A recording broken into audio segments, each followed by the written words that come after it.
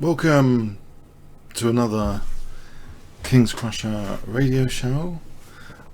So this week I thought we could look at some notable games from Norway Chess. I know it interrupts the series on Magnus Carlsen and Kariakin, but in a way, to check the Magnus Carlsen games, it's still relevant. To check out Magnus Carlsen for the upcoming World Chess Championship later this year. I think it's November, isn't it?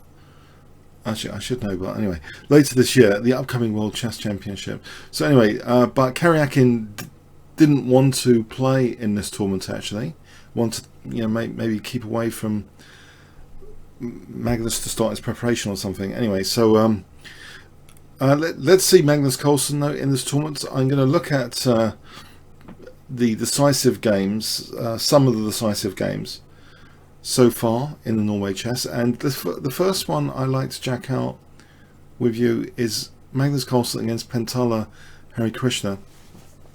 Well, I've seen actually in real life in Gibraltar, a very strong player, so I think one of the top players in India. So Magnus playing white plays d4. Okay, so Pentala now plays knight f6. And we see c4, e6. Let's turn on live book actually and add also a bit just in case. That's going to be useful. Okay, so we have a queen's engine defense, knight f3, b6, g3. This is pretty standard queen's engine territory now. Bishop a6 is the most common, and that's actually what's played. And quite often, well, there's multiple choices here. I actually got a Queen's Engine book at home going on about this. There's multiple things that white can do here.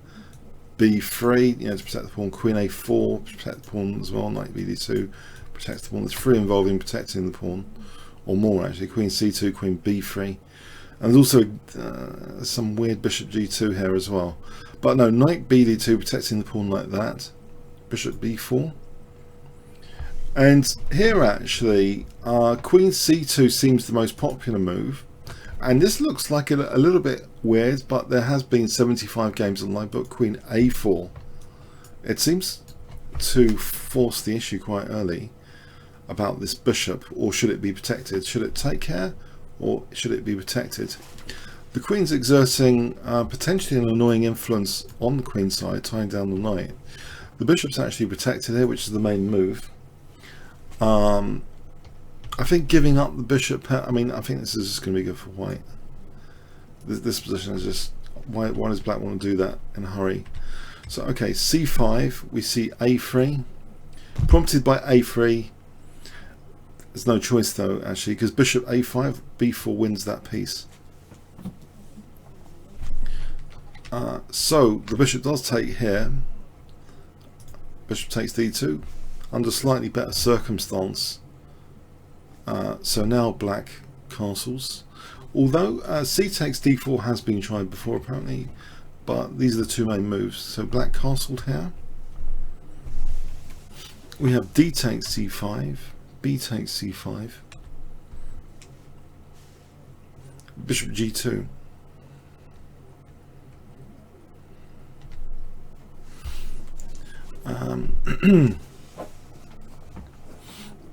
And white is now threatening the immediate knight e5 with this bishop fianchetto eyeing the rook.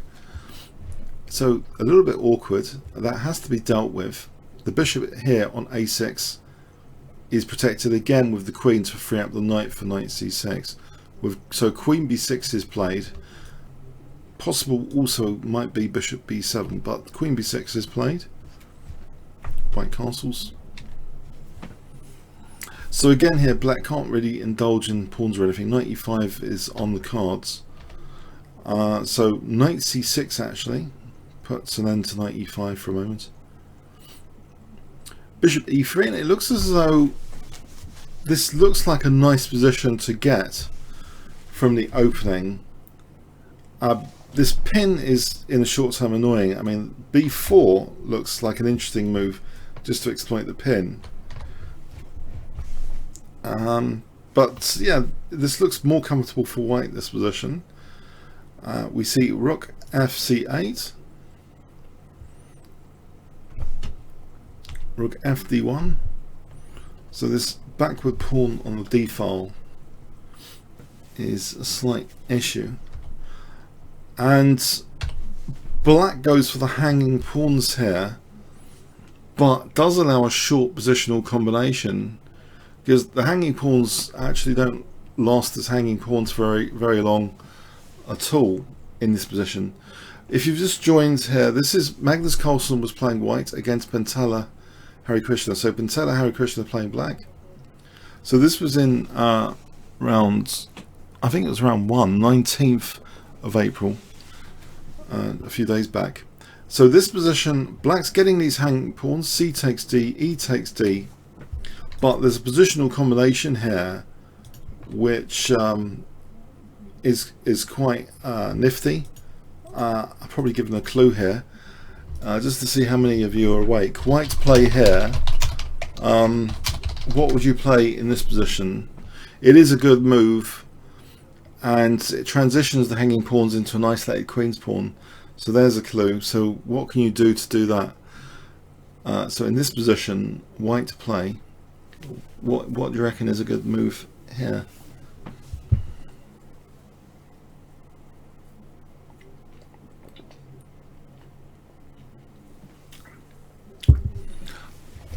By the way, this is a fairly exciting game in parts, and there are some mega exciting games that I want to check out for sure as priority after the 2 Magnus Carlsen games.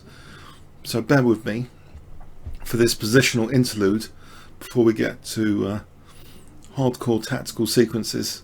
But there's a little tactical sequence here with positional outcome. Yeah, the hanging pawns go straight into an isolated queen's pawn because the bishop takes c5, dragging the queen away from the bishop. But it doesn't do that actually. Queen takes c5 isn't played. We see queen a5, and that's intriguing because basically attacking this queen. We've also got this e2 attacked, and in fact the kind of reverse combination now after queen c2, a little bit amusing maybe, is played to distract the queen away from this bishop now with a similar bishop sack. Bishop takes e2. Let's try and get that queen away. But the outcome at the end of the day here is that we've gone from hanging pawns to an isolated queen's pawn. That's basically what's happened. A bit of simplification. Bishop and knight against 2 knights. Okay, so and white's first on that c file with tempo. That, and now fixes c5. It looks as though this is absolute classic recipe. You try and fix down the dark squares here. So we see h6.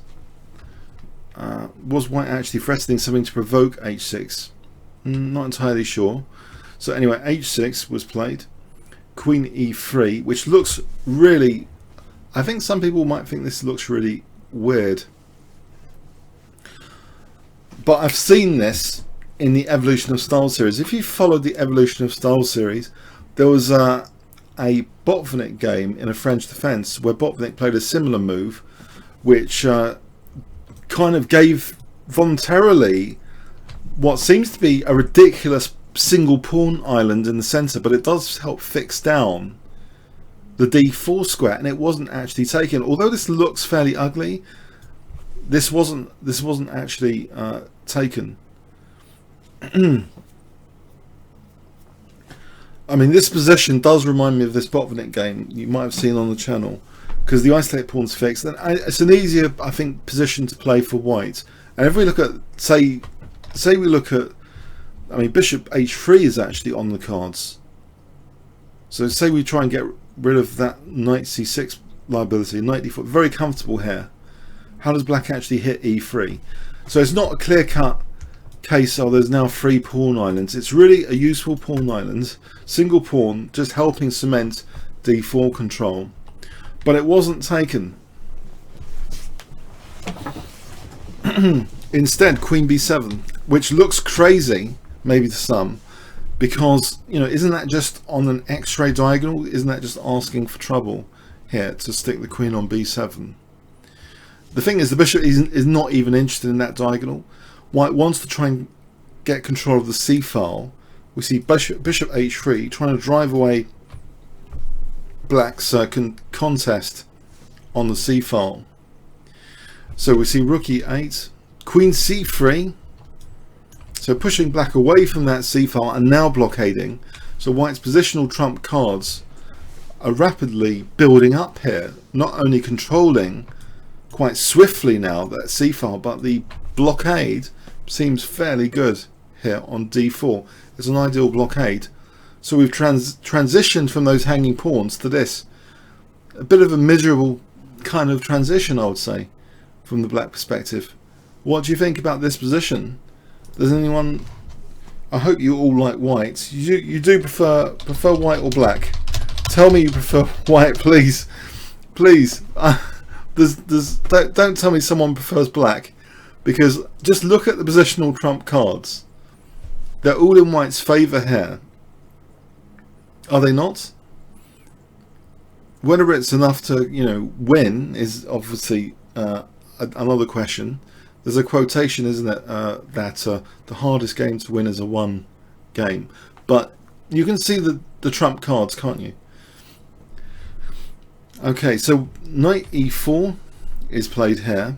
Black's isolated queen pawn does support these outposts. And sometimes there's pressure on f2. So we see queen c7, queen a6, which is now there's this forcing move available which isn't played, which actually might be quite good. Bishop d7 actually might actually be quite good.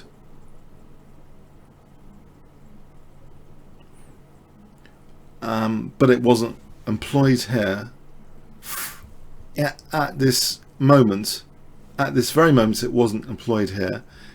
Instead, Magnus inserted f3, kicking the knight. The knight actually went to g5, and now we do get this. If it went to f6, it would be protecting the d7 square, but it didn't. So second bite at the cherry for bishop d7. What is this actually doing? Rook went here.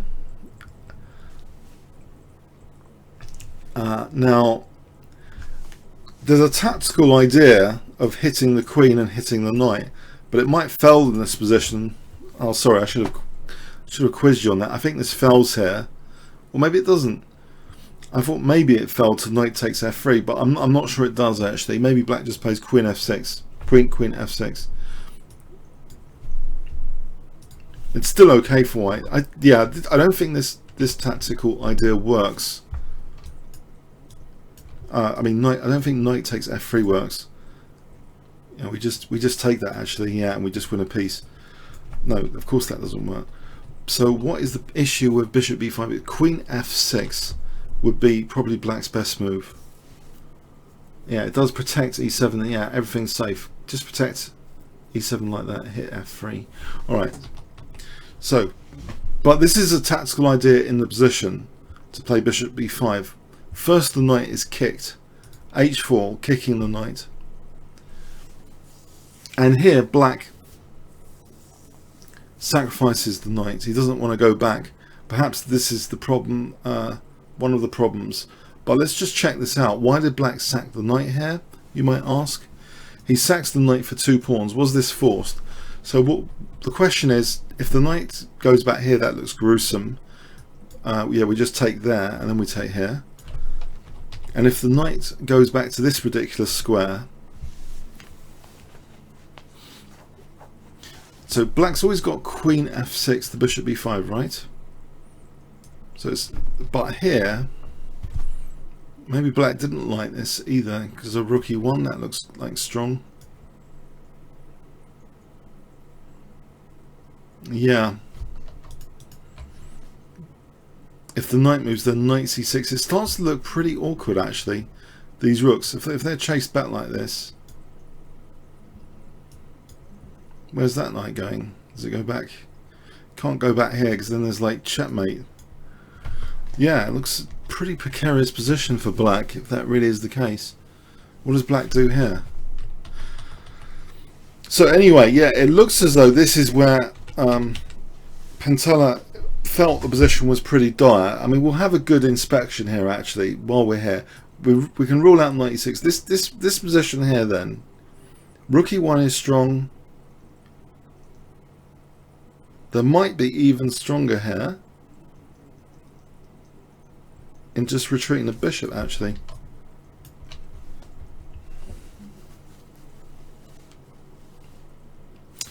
Yeah. If rook e8, rook e1. Yeah, maybe white just... Okay, whatever. Black didn't like this kind of position. So yeah, he went for this knight sack with knight takes f3. So we have queen takes a3, hitting the knight. The king protects. We have check.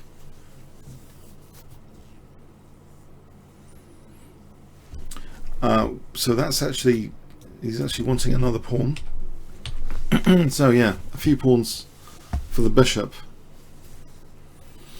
Now we have rook e1, which doesn't immediately seem to be threatening anything, but the knight will be dislodged if the rooks double, which they do. After a5 the rooks double. The knight goes there, and it is kicked into this ridiculous corner now after h5. It goes actually ridiculously to h8. Now, okay, so another question, why didn't it go to f8? Is it that bad? Actually, there is a really nifty move in this position available, which Dr. Fritz has found. Can you see what white can play here? White's play here. If you've just joined, Magnus Carlsen is playing white against Pentella Harikrishna. White play here. This was for the 19th of April 2016, so a very recent game from the Norway Chess tournament, by the way. So white after knight f8, can you see a fantastic move for white? Give yourself 200 points if you can see this. Oh, someone has seen. I don't know if you've. Okay.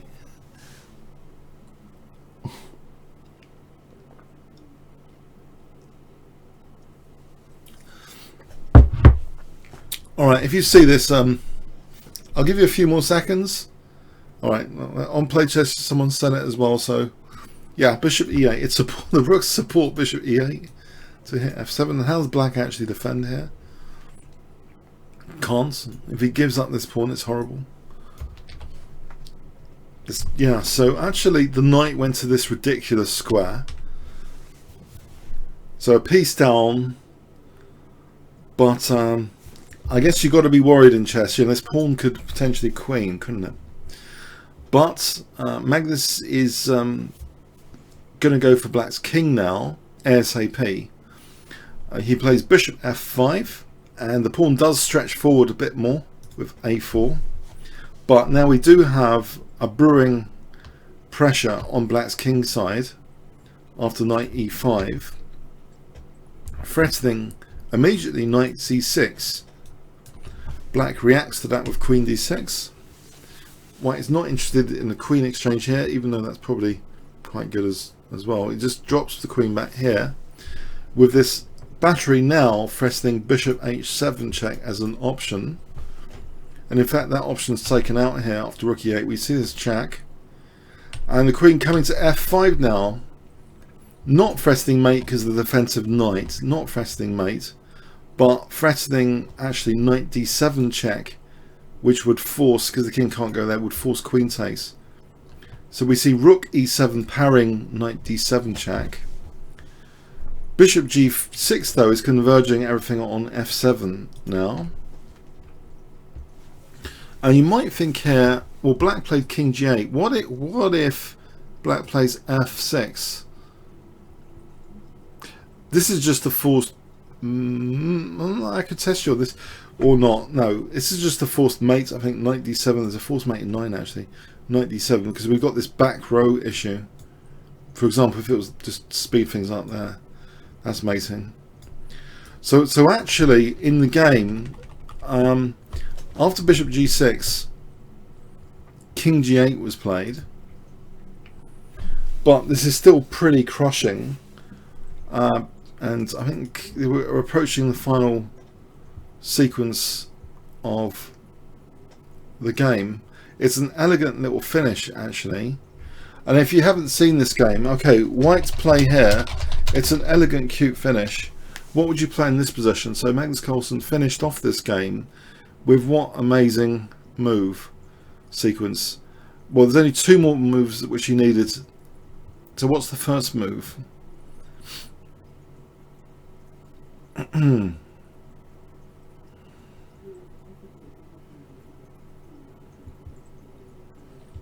Anyone?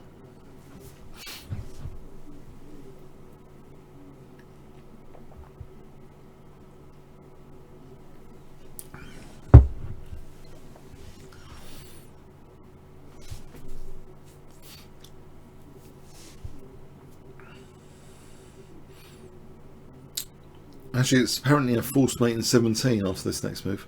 Now, it's actually it's not bishop 8. We just came from there, and it's not apparently bishop takes f7. Apparently, this is not winning for white. This position is just like apparently just equal or something.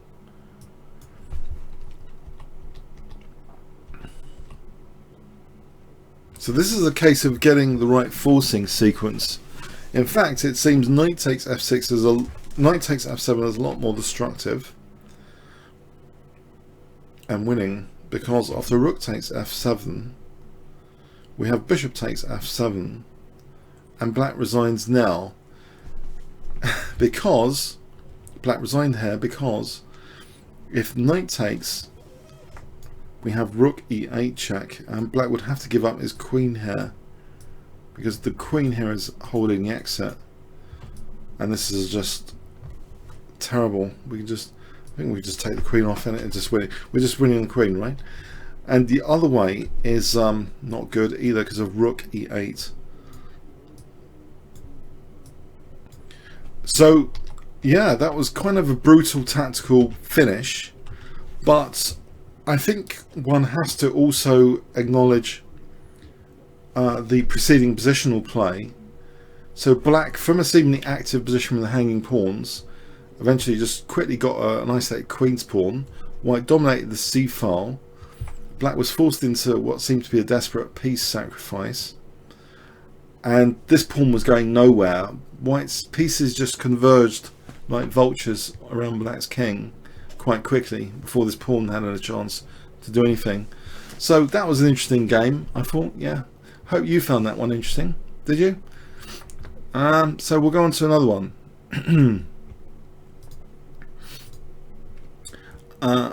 Okay.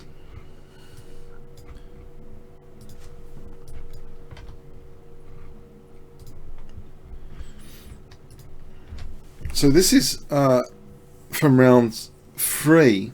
Magnus Carlsen was playing against Niels Grandelius. So e4 was played by Magnus here. Yes, he's mixing his openings up a little bit. That's fun, isn't it? So Sicilian defense. We have actually a peculiar variation. This knight f6 is like a mixture of a Sicilian and an Alekhine defense. It's actually classified as Sicilian knight f3, knight f6, Nimzowitsch variation. So provoking the pawn forward, it does go forward after knight d5. Quite popular here is c3, so we get that's like a c3 Sicilian, but we have a slightly less trodden path in knight c3 here.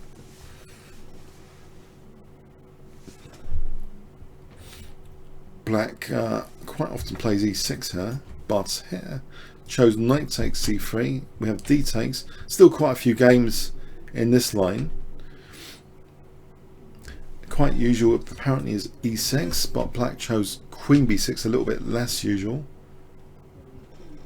hitting this pawn. Now the pawn is awkwardly but necessarily defended with it's necessary to defend somehow that pawn, it seems, with queen c1, we have f6. And black's aiming to sort of get some center going, some central control going here. If white does a routine move, I think this is quite a rare move actually, f6. Well, there's been h6 and e6 before, but apparently not f6 that much. So if white routinely, say white routinely takes here, black could even actually take here and look forward to e5, and this might, or maybe even just delay that for a moment, just blunt this diagonal first. But these center pawns look a bit on the ominous side in this position. So in fact, actually, the game continuation was somewhat different here. White was not interested in that. White just played bishop c4, trying to emphasize the light square weaknesses.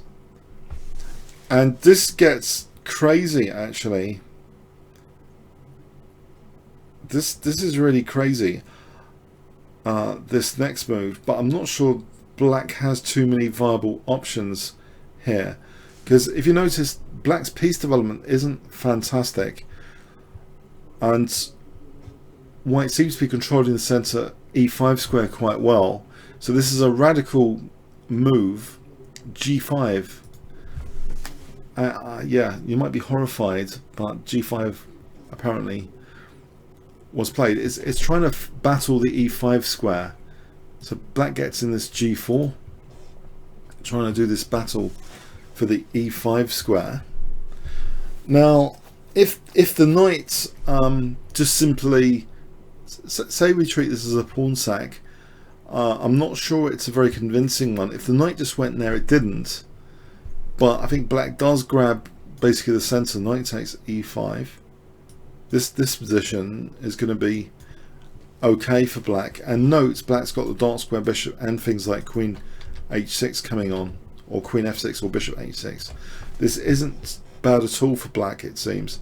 So yeah, the knight doesn't just want to sidestep to h4 here. So we have a very interesting game continuation now. Really interesting. A shocking continuation. I'm probably giving you too many clues here. White play here. Okay, so if I said white play here and you haven't seen the game before, what does white play? If I give you 20 seconds. I've given you a clue that knight h4 might not be desirable, because remember, knight takes e5 also hits the bishop. So do we really want to play knight h4? What do you reckon? What would you play here?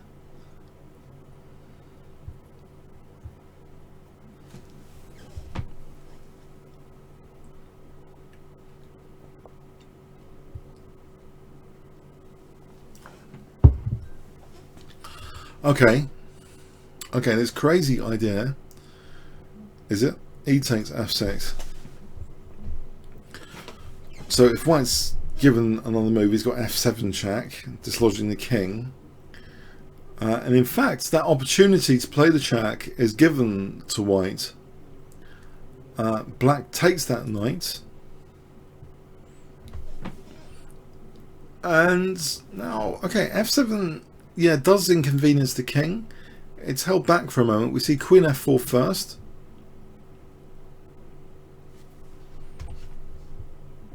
Crazy stuff. F takes g2, rook g1.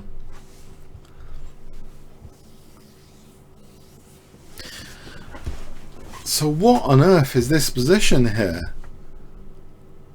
Is white actually also threatening to like castle queenside and just play like this, like tower? Because black's pieces are all at bay. They haven't moved yet, apart from the knight and queen. But black, again, he can't really develop these pieces at all very easily. If black played a move if black played a move like d6, does he get thumped? Probably nearly he does get thumped with f takes e7 and then the check, and then it looks like a position like black's just asking to be slaughtered. Yeah, so black plays knight a5. Knight a5. And now we do get this check. And the king goes here. If this queen wasn't guarding c7, then this of course would be mate with this pawn guarding this. We see bishop d5. And there's a strong idea of queen e5 here, just hitting this rook at the moment. That something really has to be done about that for starters. Black tries bishop h6 here, but apparently this might not be being the best. Although it does give the rook f8 for sure to queen e5, but for a moment, just I think technically there are other moves in this position to stop queen e5, like d6 stops queen e5. But it's still precarious for black. Okay, so we'll go with the game continuation. Bishop h6, queen e5 here, looking at the rook. And it seems, well, problem solved, right? Rook f8. There's another problem though now. In bishop h4, looking at e7, threatening mate in 1. And this is pretty unfortunate actually for black, this particular threat. How on earth does black defend e7 here? If you try and move the knight back, we can just snap that off. Surely we just snap it off, and it's still going to be like mate, you know, with bishop takes e7 is actually like checkmate. So there's no easy way of defending e7, which is why probably d6 was much stronger than this game continuation.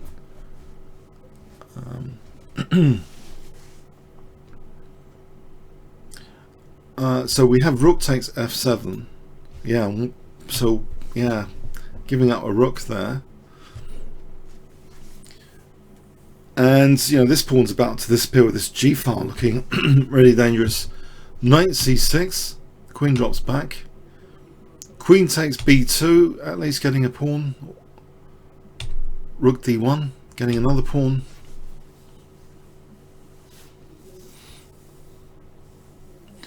Okay, so white's actually the exchange up here. Bishop d5. We have queen f5. And now finally rook takes g2. Bishop f4. Queen f3. Threatening bishop takes c6 and queen takes c6 with that pin, I believe. That's unpinned with king c7, but this other pin's made use of now with bishop with rook g5. This pin here, queen drops back. This pin is made use of now, bishop g3, e5.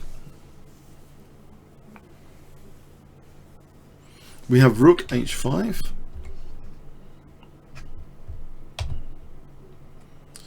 Okay. Nice to get a rook on the 7th if you can.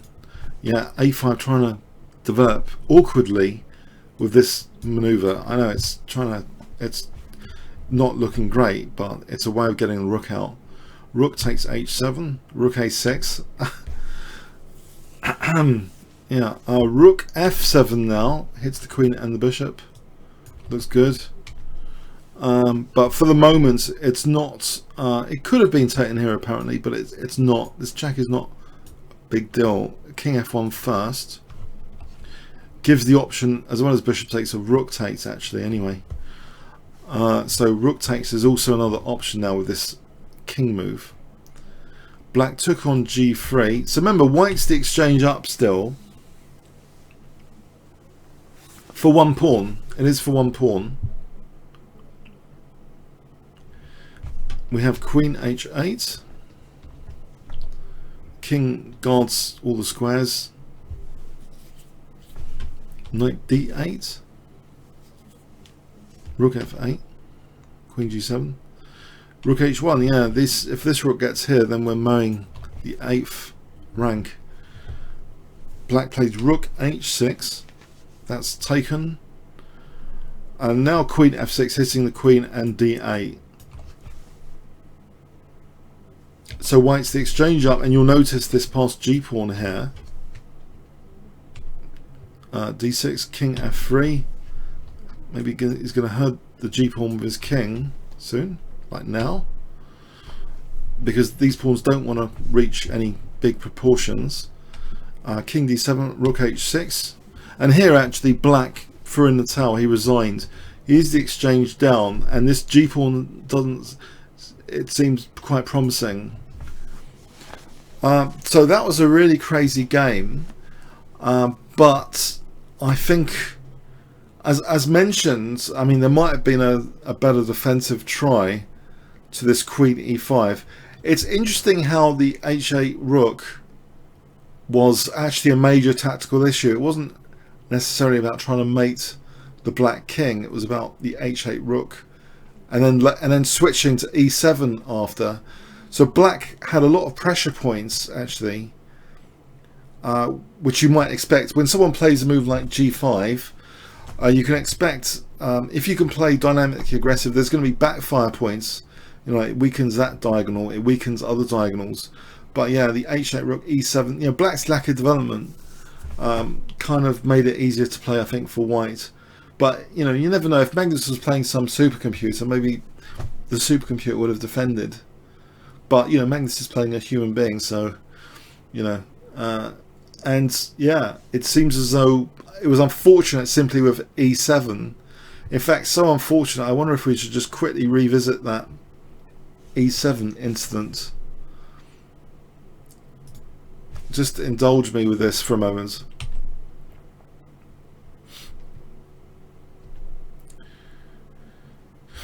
This was the key moment where Fritz, Grandmaster Fritz, is indicating d6 was the better try against this queen e5 threat. And if bishop h4, what is the threat here? Maybe rook takes and then rook g8 is dangerous. This is still a very, very dangerous position, it has to be said. I mean, black would have to be, I don't know, some tactical defensive genius like Korchnoi or something to try and get out of this. Korchnoi had a good record against Mikhail Tal, and probably liked counter-attacking, defending, and would find all the relevant resources, because he just enjoyed that. But here, you know, it just seems like a very dangerous position in any case. As an example, this is immediately going to be crushing. If black doesn't do anything about rook takes g2 and rook g8, I mean, just say a6, we take this, so say we want to put our king on a7, rook g8, end of game, right? And the computer defense here, apparently there is a move, is to play bishop h3, giving this loose piece. So bishop takes g2, sorry, and here, if bishop takes g2, this position apparently, this is mad, is apparently, this is a computer line, right? Queen c4. And apparently this is okay for black. It's hitting the queen. If we take here, then there's a check. And black's going to be okay here. That's computer line. But to be fair, there's a stronger way white can play this position. After bishop h3, there's actually a stronger way white can play this. It doesn't have to play bishop takes g2. White can play this apparently, and then this.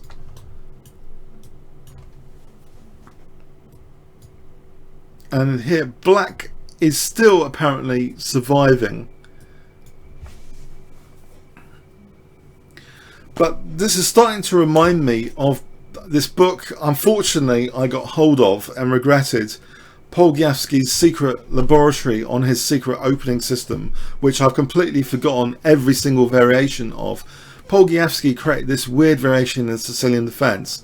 I remember, I think the enthusiasm that he had, this knowledge of all these weird and wonderful lines, but this is a bit like that. You know, you see this crazy line and I don't know, there's just no real logic to it.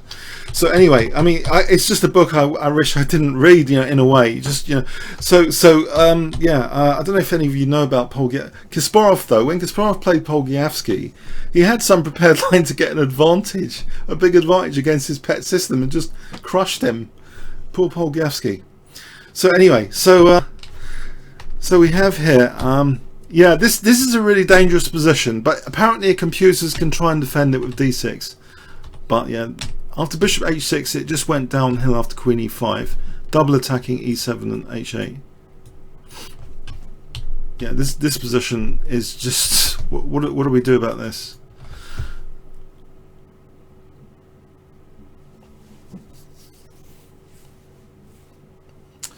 Yeah, okay, so that's an interesting game. Hope you got something from it. Let's go on to another game. So I think the opposite book of giving me the yin and yang of that Polgievsky book is any book by Irving Chernev, The Most Instructive Games of Chess, had minimal analytical lines and maximizing the themes, you know, like pass pawns, stuff like that, you know, strategic themes, king walk. Yeah, anything by Irving Chernev. I think he was just an IM, but he was very enthusiastic, and he didn't put too many variations in his books, so that was nice light reading. If you want some light reading. So anyway, okay, so we could look at a few other wins from other players, but I think I'll start with one of the more exciting ones, which I think is brutal.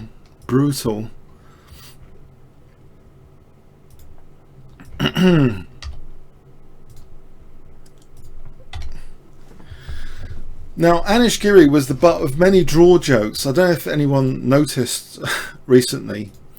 Do you remember the tournament he drew tons and tons every single game, the candidates? Do you remember? Anish Giri drew every single game in the candidates, and for weeks after on ChessGames.com and other sites, I mean, you know, there were literally, I mean, so many Anish Giri draw jokes. Before we look at this game with Anish Giri as white, actually, I don't want to give you nightmares, so I'm not flipping the board for any particular reason. I'm not saying for 100% that black won, by the way, but I just don't want to give any people nightmares either. So we'll take for this game the black side. But who wants to hear some Anish Giri draw jokes? That I actually reconfigured some famous quotations. Yeah. Does anyone any jokes before we start this game? But no, he's a really nice guy. I really respect him totally as a GM. But it was just funny, you know, it was just mathematically funny that he drew all his games at the candidates. And I've been wondering to do a separate video on Anish Giri draw jokes, but I think that'll be overkill. So I could just say a few more. I could just say a few here. When you see a good move, look for a drawing one. The drawing pin is mightier than the sword. All I ever want to do is just draw. A draw by an unsound combination, however showy, fills me with artistic horror. Anyway, I've got quite a few of them I could put in the video later. So I thought that was really funny. There was a few weeks of humour with Anish Giri, yeah. But no, he has since not drawn every single game. Okay, so this was an interesting game. Okay, so maybe he's trying hard to win here, so at all costs, maybe too much. E4, so from Anish Giri. And we have maxing, you know, he's one of the most dangerous, dynamic, aggressive players as far as I can tell, Maxim Match-Le-Grave. He was on my radar quite early on, before even he was a super GM, because he played some absolutely brilliant tactical games, and he was even using things like the Dutch defense Leningrad.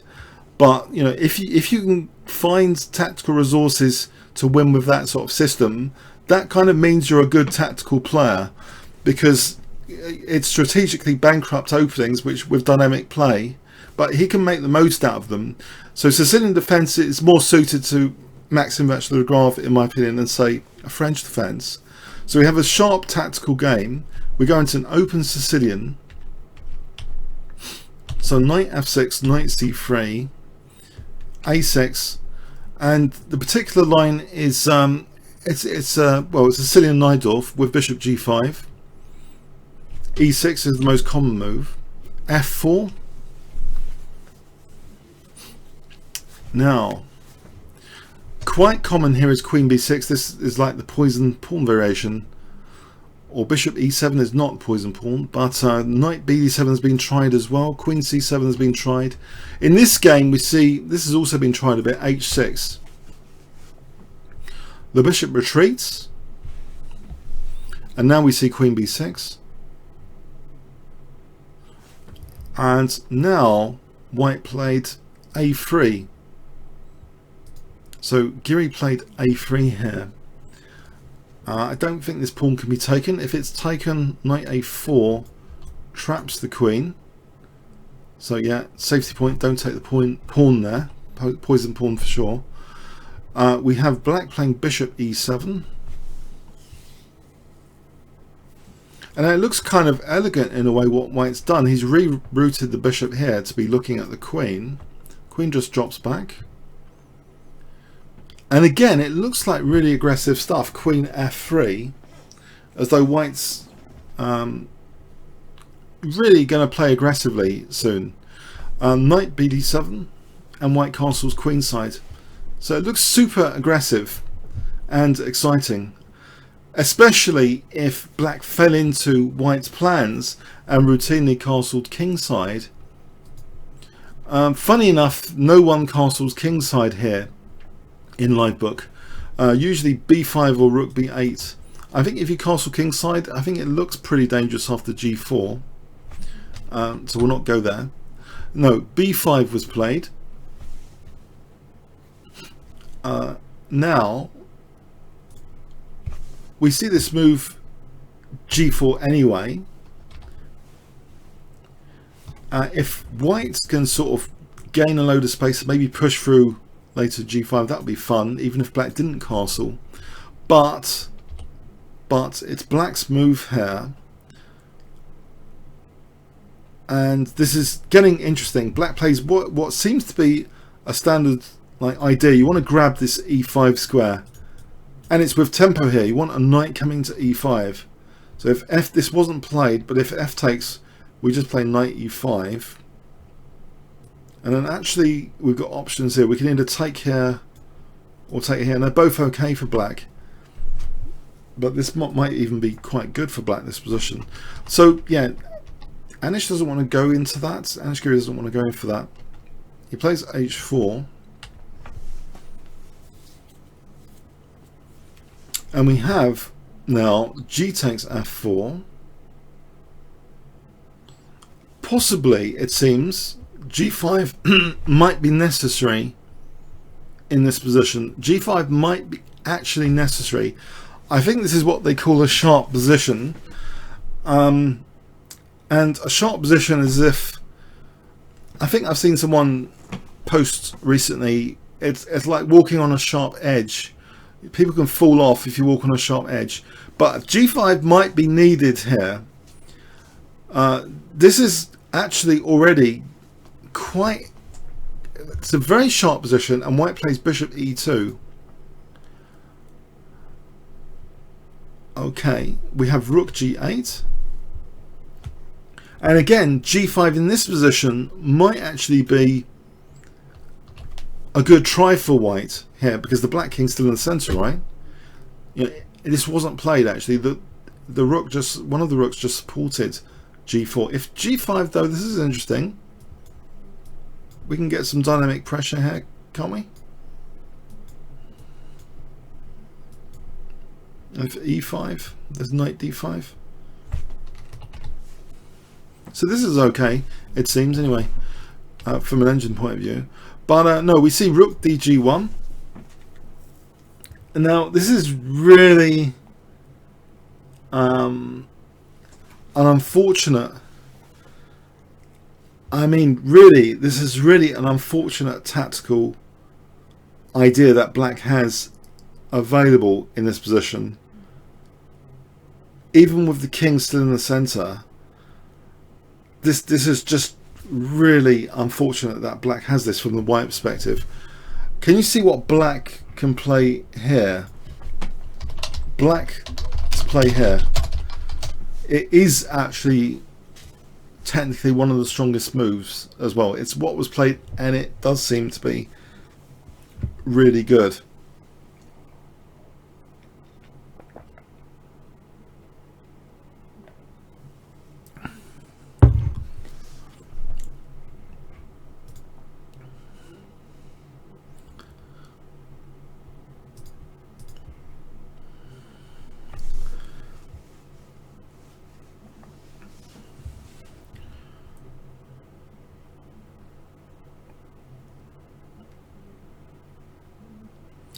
I mean, this is seriously powerful, this move.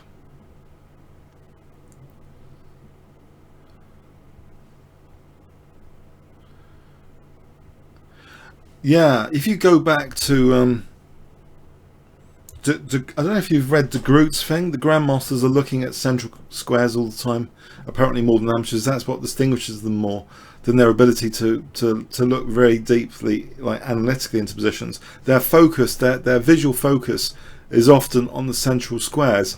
If that was a clue to you, how does black actually fight for central squares here?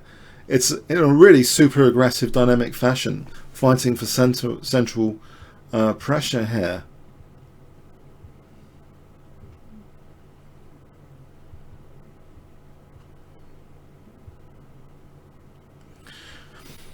Incredibly, black has d5. It looks like a very naughty resource that black shouldn't have, but black does have it. The immediate idea is, you know, to take. If black had another move, and then he could play bishop b7, right? Well, he could play bishop b7, pinning that knight. I mean, as an example, say white did nothing, we can take, right? And then we could play bishop b7, or even maybe just takes bishop b7. And yeah, white doesn't want to just calmly just allow d5 follow up. So he plays e takes d5, right? But now there's knight e5. And guess what? I hope you can guess that after if queen moved to h3 here, if the queen goes here, unfortunately we're on this pinning diagonal, bishop b7, and black is really fighting that central control, for that central control. But the other unfortunate thing, on queen takes f4, black has what? Black has what here? This wasn't played, funny enough.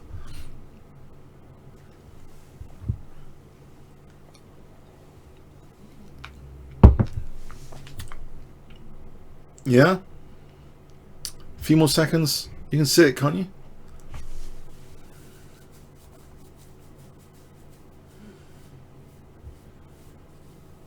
Yeah, knight d3 check. Yeah, it's unfortunate. Just be winning the queen. Okay, so yeah, unfortunately, this d5, unfortunately, is really powerful. I mean, seriously powerful. So anyway, so e takes d5 was played. We have knight e5 and the queen humbly going to h3. And black is in a big driving seat all of a sudden. After e takes, this pawn hasn't left the board, hasn't left the building. Elvis' pawn hasn't left the building. This pawn's now pinned. Yeah? He should have really played this g5 stuff. If only he'd gone to the Fritz to check Fritz, he would have found g5. That was a joke, by the way. I'm sorry, that was a terrible joke. Sorry, no, disregard that. Yeah, I don't play serious over the board chess. and go to tournaments just to go to the toilet to check Fritz, by the way. I assure you, yeah. And in fact, let's not go there. Sorry. This is backfiring, this joke. No, anyway, it wasn't funny anyway. But Fritz would have said G5. No, anyway, rookie one was played, and black is really in the driving seat. Okay, so so king f8 here is played. This is just a really good position. We can exploit the pin, or we can get the king a little bit out of the center. King f8. Ah, dear oh dear. So king f8, black is threatening h5. I'm only a cheater here. I'm looking at Fritz's analysis, which you can't see. Yeah, I'm cheating here with Fritz. Okay, but I'm allowed to because I'm allowed to. Yeah, because this is in this format I'm allowed to. So yeah, it would have crushed any GM in this tournament, Fritz, on this computer. Anyway, as I say, this is a game between two humans, and black is in the driving seat here.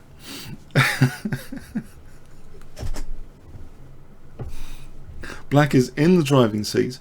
So h5 is on the cards. Knight f5.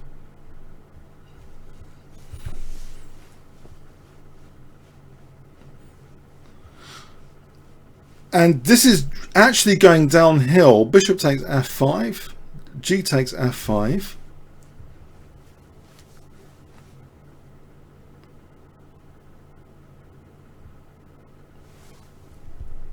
And there's a number of very good moves here. b4 is strong apparently in this position, but this bishop is now attacked with tempo. Bishop c5. You can see that d5 from black has totally liberated all of black's pieces. The king doesn't seem safe. White hasn't used the g file. White's king looks a bit, shaky here now. We see the queen humbly going to f1. It's been a total disaster, basically. And there's another move pushing white back now. White's been totally pushed back. All the pieces coming back now, you see, just terrible. And now, the aggression continues from black. He could actually probably just play... even start putting pressure on c2 here with bishop e6, but he plays knight e4, threatening immediate knight takes f2 and d3. So that's the immediate thing to parry. We see bishop f3.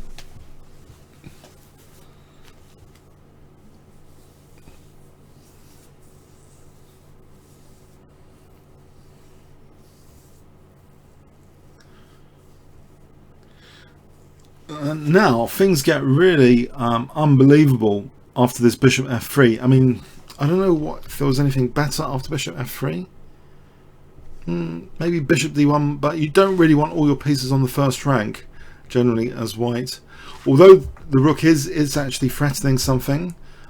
Knight g3 here. This is just really good. This pawn is actually continuing its journey.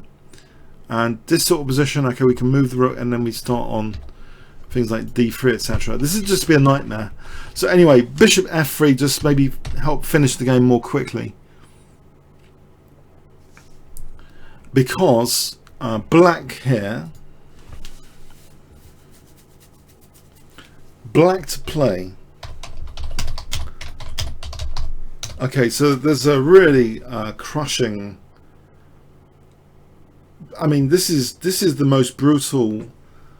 I mean, this is the most brutal sequence of the tournament I've seen so far of the games played. We've entered into a massacre scenario of the white king here. But what does black actually play here?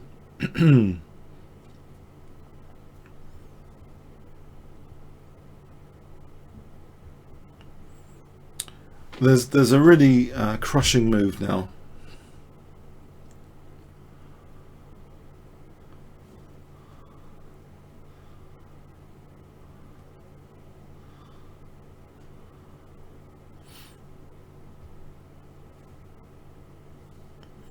In fact, yeah, I think even just the simple, there's also a simple crushing move as well. I mean, no, okay, yeah, I mean, it's a really strong position.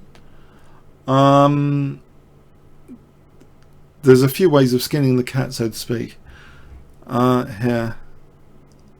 So if you've said d3, yeah, that's pretty good as well. But this is pretty good. Knight takes f2. So if queen takes, ignoring the rook for a moment, then there's d3 here. And then say here, then this is a mate in 2 with check. And we're on c2 all of a sudden. Otherwise, that's just losing a piece. So that's pretty crushing. Yeah, so knight takes f2. You can't really take this because of d3. But there's also, as mentioned, as you mentioned, there's also d3 just straight off the bat as well. The position is so strong. Let's have a quick look at this. Bishop takes. Here, knight takes. Currently, with the idea of knight b3 check and a mate on c2. So say white tries to stop that.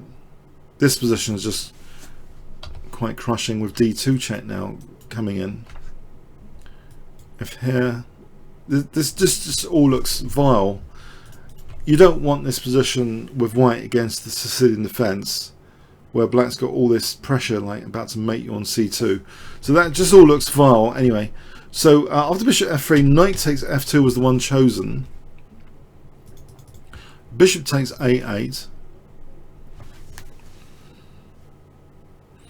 Now here, what's the most crushing move in this position? Most crushing move.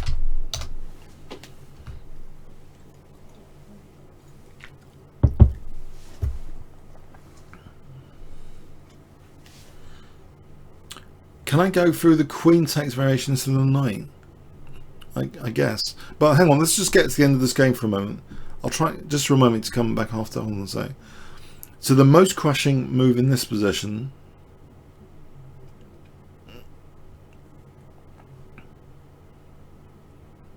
black to play.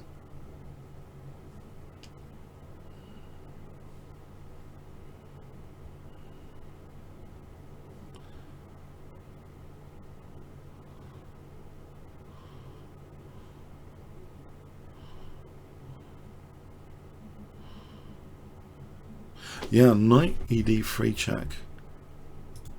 This is crazy stuff. I mean, it just works. It all works here. If c takes, then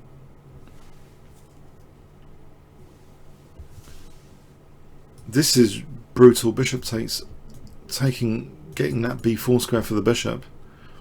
So if here, bishop b4 check.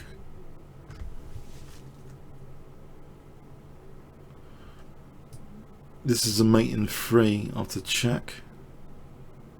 And if here, then there's mate here.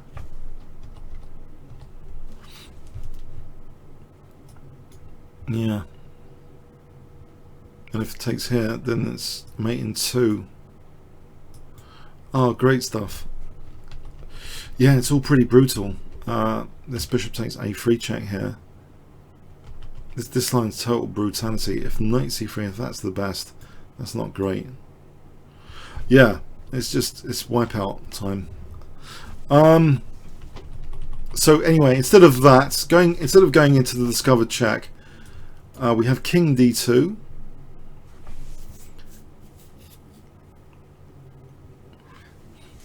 Knight takes e1 was played.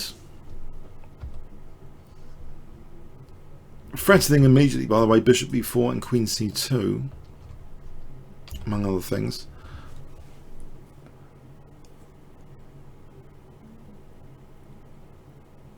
White took the f2 knight off. If he takes this knight off, This is really good. D3. Threatening bishop e3 and queen c2 mating. And it's difficult to really do something about this. Well, bishop e3 wins the queen anyway. Okay, so he took actually the f2 knight. Now we have d3, discovered attack on the queen. I mean, all this with the king on f8. It's like there's no bad black piece here in this game. And this pawn, which wasn't taken earlier, now helps deliver bishop e3 check. And here white resigns. If he plays king here, then queen c4, checkmate. Yeah, so he would have to give up his queen if he did want to play on. And actually they're stronger than even taking the queen. Just take here first. I don't know about you guys. I mean, this is just it's an unfortunate game. Oh dear. No, I think Giri tried too hard to avoid the draw basically with this game. I think you prefer just the draw instead of this game. I don't know what you think. Do you draw any conclusions from this game? It was just a brutal game. I just think you know, this guy Maxim Bachelor-Grave, he's like Talesque. I think to me he seems a bit Talesque. I mean, to do this to a modern, you know, Super GM Grandmaster with the black pieces, it seems what seems to me the most unfortunate thing is allowing this d5 from the white perspective. This d5 unfortunately seemed to work like clockwork, and it really maximized black's pieces. I mean, what do you think about that d5? It just opened up all these possibilities. Crushing. Okay, so shall we look at another game? Yeah.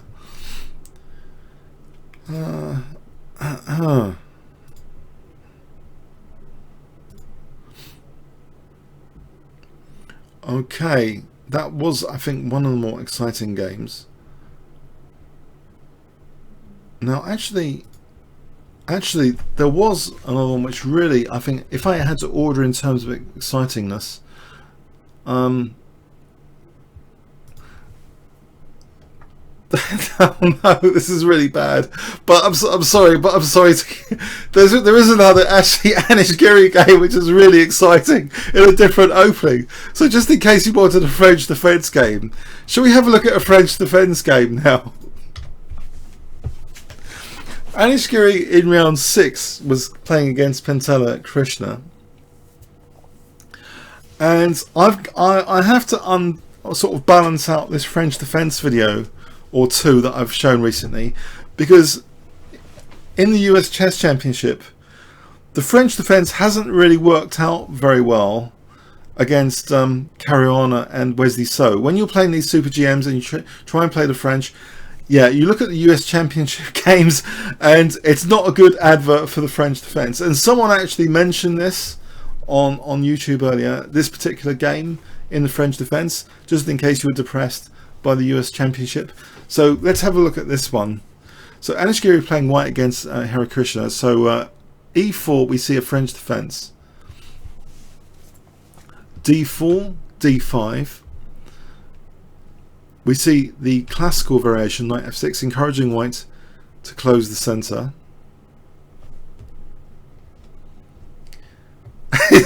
No. e5, white does do e5. There's another move here which is very, very popular, bishop g5, but you know, more popular historically to play bishop g5, but e5 here is played. f4, this is pretty standard now stuff.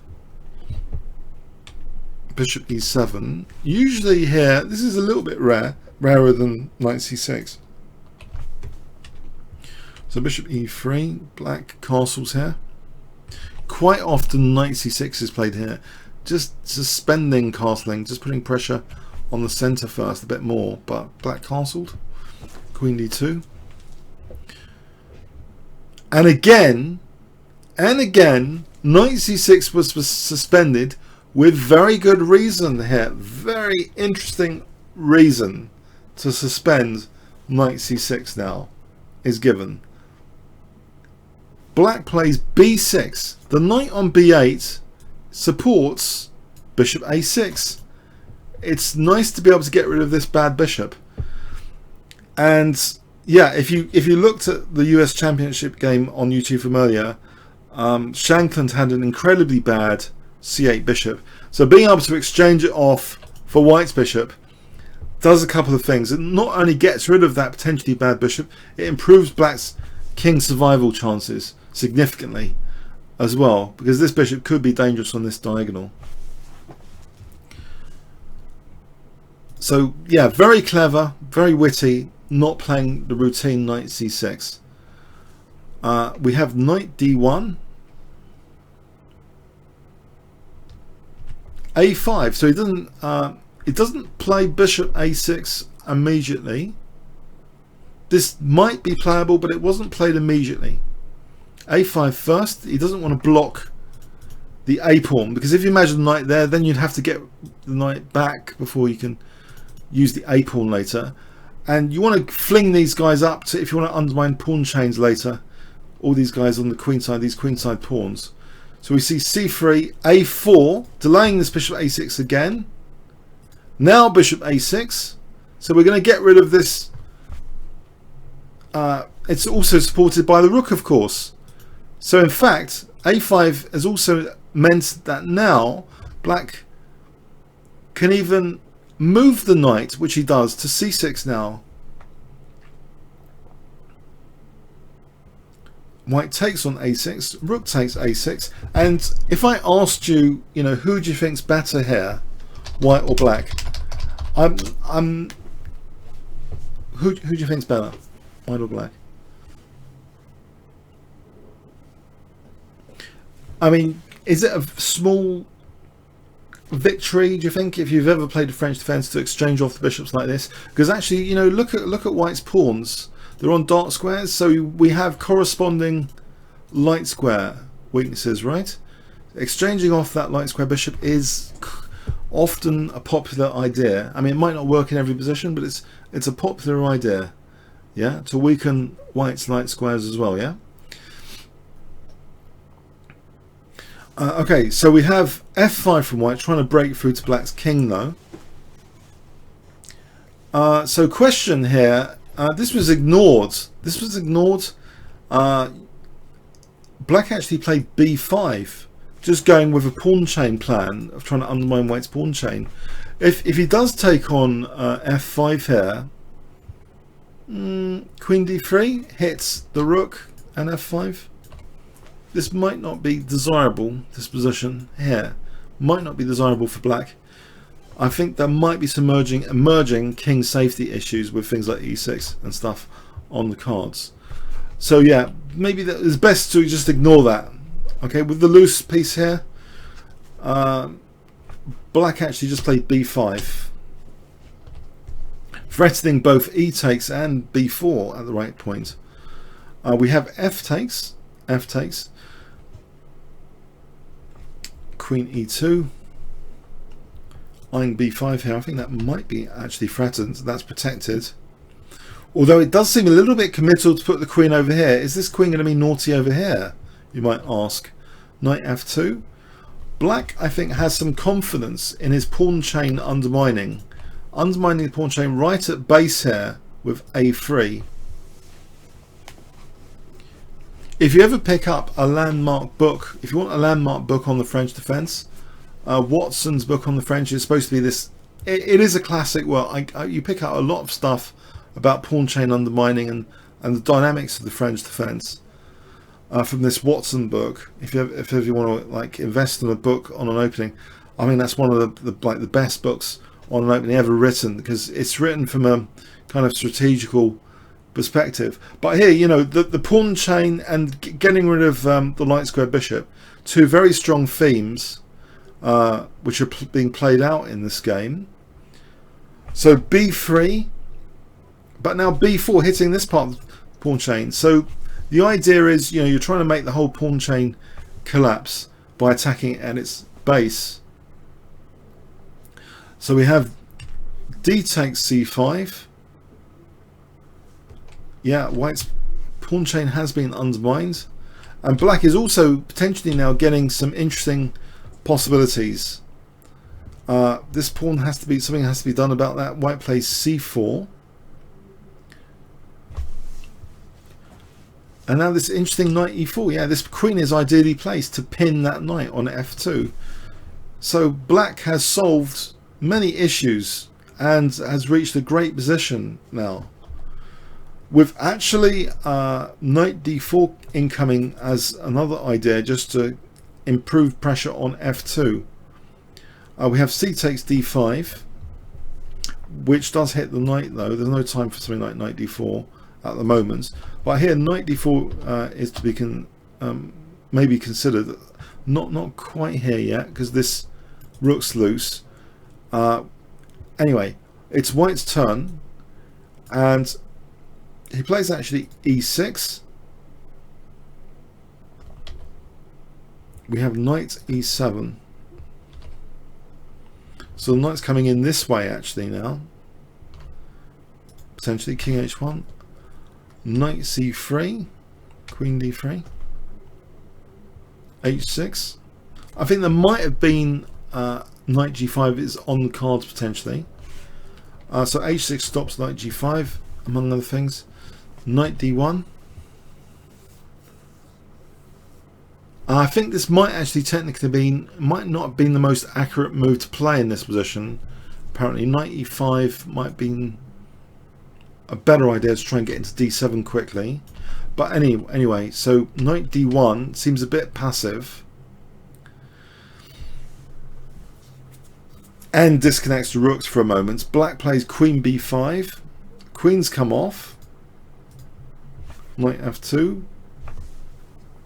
Yeah, and black's collecting this e-pawn here. Things have gone badly wrong, haven't they? Or is white now banking on this pawn? Knight d3. Well, that's protected. Rook fc1. Knight c3 is played. But there's a tactic here to undermine this knight. That's played out. So white, for the moment, has restored resourcefully material equality, but at still some downside. Rook e2, very active rooks for black, and threatening rook takes a2, as well as knight takes a2. And this pawn is only 2 steps away from potentially being a menace. So we see rook c7. Yeah, beautiful game for the French defense fans. Rook a8. Yeah. So if you two can get this position from a French defense, then you must be playing it quite well. So knight d4 is played. Yeah. What else does white do? I mean, it's pretty miserable. He drops this, and that means this pawn's now a monster. So white is trying for something, not yet, because he's got a back row issue. Rook d2, I don't think he's got any time to join rooks. So we see h3 giving the king a bit of an air. So this might be on the cards, but it's black's move, unfortunately. So a2 here.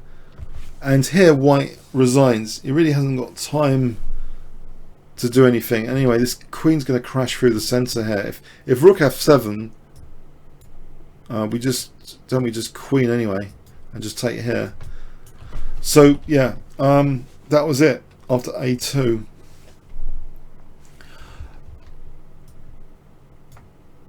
So that was how to play the French defense.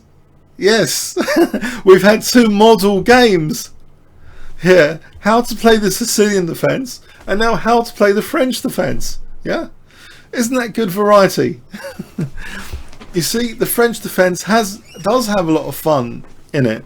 You've got to be enthusiastic about managing your bad bishop on c8 and about undermining pawn chains and stuff. And if you can get away with that, then that's really great stuff. So this was, I thought, a great French defense game, as pointed out to me earlier on YouTube. What do you guys think? Good French defense game?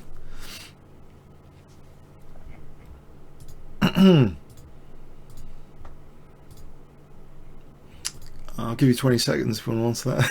Okay, I thought it was good anyway.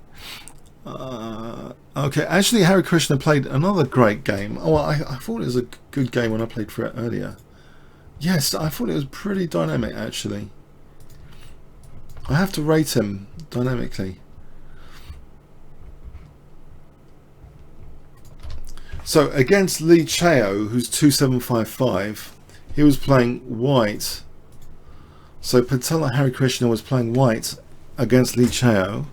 Let's have a look at that game. So the Chinese Chess Championship is already, it's also, I think it's still being played out, isn't it? And Wei Yi is leading that last time I checked. So anyway, Li Chao, d4 is here. So d4, Li Chao plays knight f6, c4, g6, and we have this trendy anti-Grunfeld idea. This I think this is trending. There used to be a little pamphlet called Trends, which years back, which I don't know if it stopped, but it had these like trendy ideas you could try out in your own games. It's quite good fun. But I think if that book exists, that little pamphlet existed, I think they mentioned this anti-Grunfeld system. It's f3. We've seen it quite a lot in the last few years. f3. Now black didn't play d5. Black played c5. White plays d5, d6, e4, and so we got this. We have this King's Indian defense style position emerging by transposition. It looks like a sort of King's Indian defense position. Now white tries to clamp down on black's potential counterplay here with quite a committal move, g4. So any idea of f5 would seem immediately to be discouraged. If black wants to arrange an f5, it's immediately discouraged.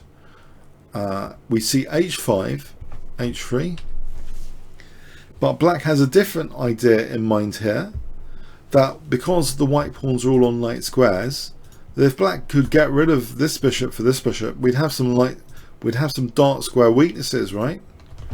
So we see knight h7 with a really nifty idea actually of and it's a bit outrageous to play like this just to get rid of this, you know.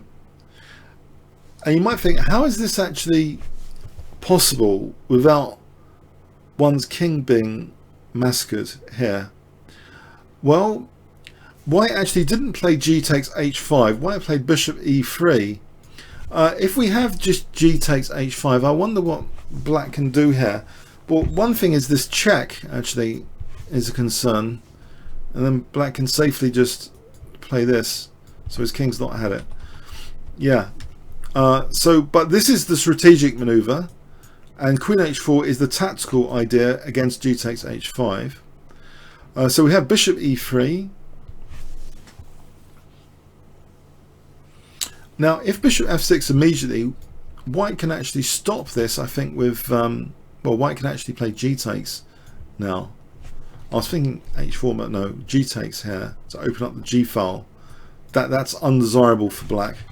No, so black, he still wants bishop g5, but without g takes. So he plays actually, in this position, h4. This is still on the cards, and it might seem like a crazy idea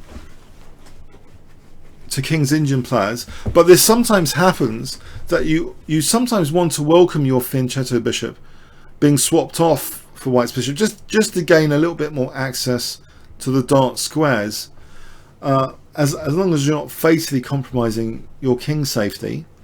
I don't know if any of you are convinced by this bishop f6 plan. In fact, can I ask you that question?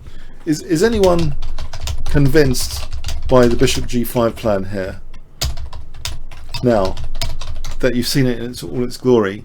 I mean, statistically, I mean, in the white's got all the pawns on light squares, yeah? So you want to weaken white on the dark squares. So is it convincing?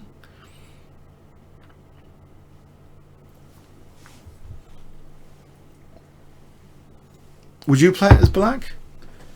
I know as King's Indian players we want to play f5, f4. That's not going to happen in this game. We'd tear our king to shreds if we tried to play for f5. Surely.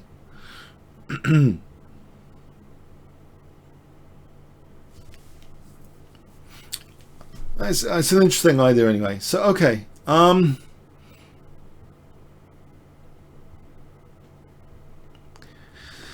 Queen d2. I mean, we can test f5 if you want. If you want to test f5 instead of this plan, I'll put it. Bishop f6 was played. If f5, yeah, white just takes here, and can actually, in fact, get the e4 square as well as the g file pin, and this starts to look a little bit like you don't want this position. You don't want this particular position. Say we go like this, Queen g2 in fact might be good. And what's happening here is yeah, there's a lot of pressure on, in fact there's a lot of pressure. There's threats like this, and I don't even know if black defends this. Take. The problem with this sort of position is that white has all the light squares, and you play a move like this and all of a sudden this bishop is a monster. That's one of the major problems with the f5 plan. In fact, even if it's not immediately about the e4 square and the g file, black is weakening a lot the light squares. So anyway, so we'll follow the game now. Bishop f6, the bishop exchanges off, bishop takes g5, queen takes. Now this d6 though can be attacked. Knight b5, and yes, it looks like, I don't know if you know about the Shack-Benoni, but the Shack-Benoni deliberately builds this structure with these pawns like this, and often plans for white involve attacking d6 because these guys have left d6 behind. But there's also, if that's not available, often b4 is quite destructive against this structure. But anyway, here the queen just retreats, and white now plays g5, putting a seal actually on this, because you know, this being able to take here to put pressure on the g file is desirable. So we see a6, kicking the knight back, knight d7. Now queen g2. So black seems cramped. White is threatening to nick this pawn as well with queen g4. We see king g7, which I think parries this with, let's just check this. Knight d2 was played here. If queen g4, or queen f2. No, queen g4 holds g5 though and hits h4. This f6 might be possible here. This is possible. Okay, so it's no big deal there. We have knight d2. f6 is played anyway. G takes, queen takes. Now knight d1, as if the knight's going to do something very naughty soon, like maybe go onto these light squares. Rook f7, knight f2. Here, knight d3. b5. White just castles queenside. And now black kind of tries to create this bind on the move f4.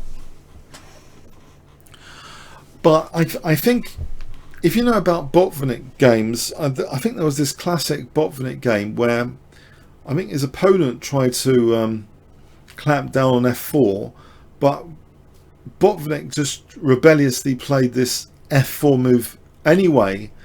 And it's always worth checking, even though it seems to be totally ruled out here with all this pressure on f4. It is actually an interesting move in this particular position, because this pawn chain is actually a little bit on the wobbly side. It's to do with d6 really being much more vulnerable than if this pawn was here. It'll be supporting d6, but in this position, this pawn chain is liable to be attacked in other ways. And in fact, f4 is played. It's a magnificent idea here, which really impressed me earlier. So f4. The idea after e takes f4 is what? So white to play here. What would you play in this position? What's the follow-up?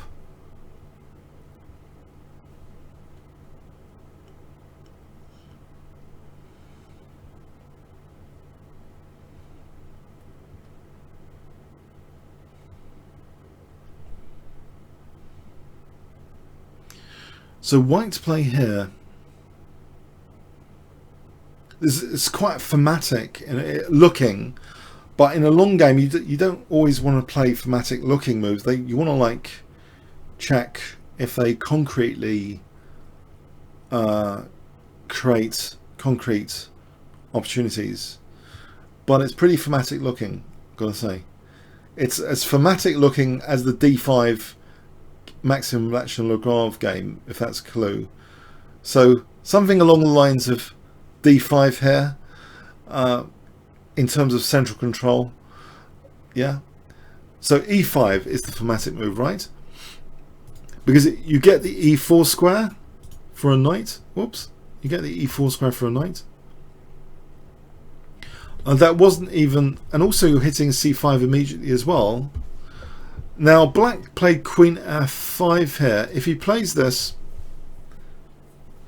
in fact knight e4 seems to be a good move. Knight e4, and then we can actually take this pawn instead of c5, take the centre pawn, and if here we can play this and we open up this diagonal, and this is a bit of a disaster. Knight takes g5, smashing through.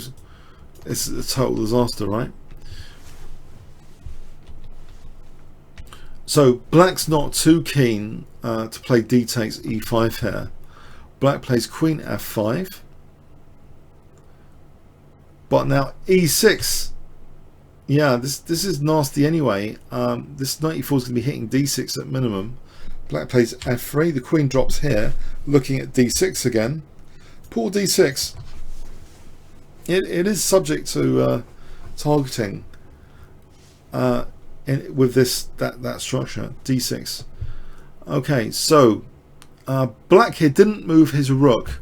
If he moves his rook, I think we just take on d6 with a great position. I mean, this is just disaster. This position, we've got bishop d3 coming up, and these pawns are massive in the center. So black here plays bishop takes e6, just getting rid of all these aggressive pawns, trying to. D takes, queen takes, and black's king still seems reasonably well, it's still alive. Knight f2 is played,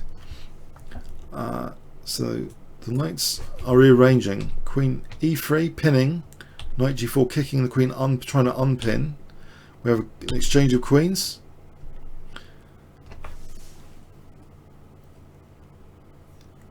And now actually we have a clever little cute tactic in this position that's played. So another cute tactical idea, white to play. What would you play in this position? There's a cute tactical idea here, which probably encouraged white to not mind the exchange of queens. I mean,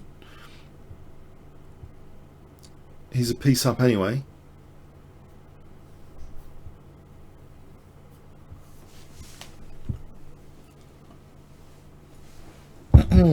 So what cute tactical idea is there?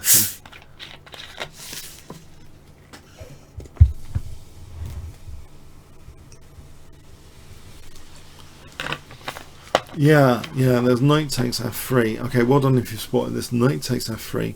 Because remember, we got this He's got this skewer line diagonal. Yeah, if takes, yeah, I think we just play this bishop g2. We're skewering the rooks. The rook hasn't got time because the knight's occupying f8. So knight takes f3. We have b takes c4. Yeah, white's just looks to be doing very well now after this, threatening not only this but also this. Not good. All these weak pawns everywhere. Rook takes d6. They're dropping off like flies. Knight. There's check. Knight e5 threatens now. Knight g6. Check. Now after this, rook f7. Rook e4. Rook takes g5. Everything's dropping off, it seems. And not minding a rook e1 check. Here, I mean, it doesn't do anything anyway because this is also protecting the bishop. Black played rook d8, and white simplifies here. He's a piece up anyway, but he simplifies with this tactic. Yep. And then he picks off c5.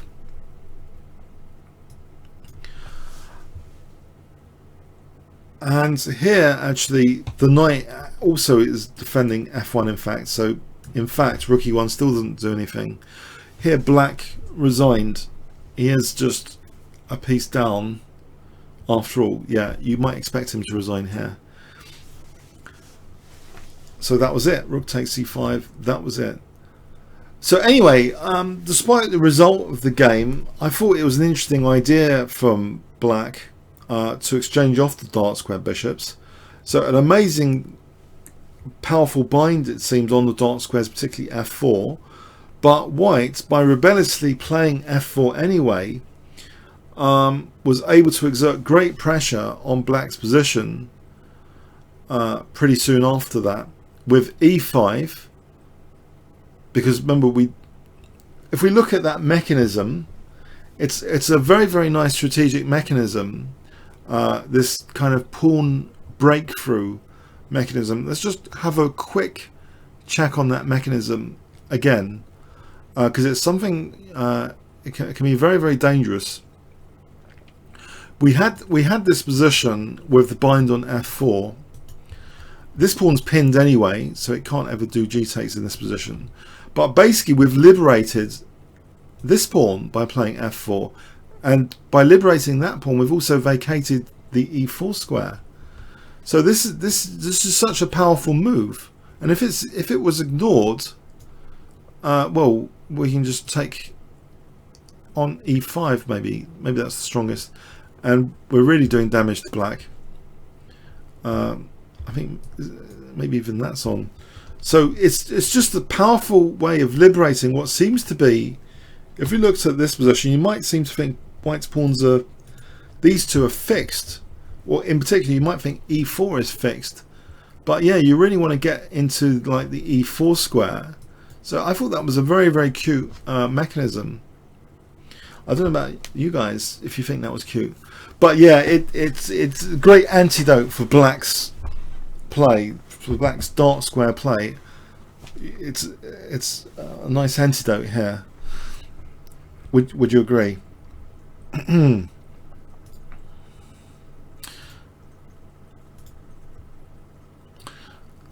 Okay.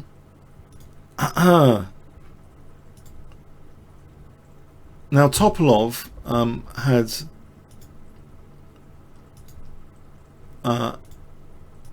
an interesting game. I mean, I could go on, or I don't know. Should we just carry on, or should we carry on next week? I don't feel completely exhausted, but I guess you guys might be. But then again, it's going on YouTube, so you know you could watch it in bits of it at a time if you wanted. I mean, as long as I don't feel too exhausted, sometimes I do carry on. And I haven't given this tournament any attention on the YouTube channel at all until this session. So a lot of the games are actually draws, which I don't usually go over. I know that's potentially you get very, very exciting draws, but I like the games with decisive results. That's just a bias I have. So anyway, so let's have a look at this game. So Topalov against Nils Grandelius, who I think is actually one of the lowest rated players in the event, even though his rating is massive by our standards, 2649, but he's one of the lower rated. Topalov is 2754, as well as obviously a past world chess champion. So let's see. So this game was in round 5. No, I don't want to go over the Geary draws. That's a good one. No. No, please. You got me laughing there. No, that's not funny. That's not funny. Oh dear. Okay, I do start to crack up. That's one problem. Even though I feel awake, I might be starting to crack up soon, unfortunately. So anyway, e4. So Topalov against Grandelius.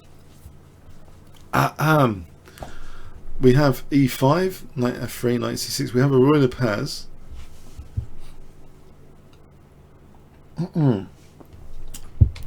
Okay, pretty bog standard so far, right?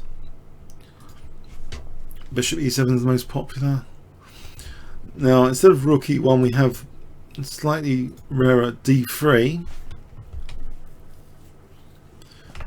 Okay.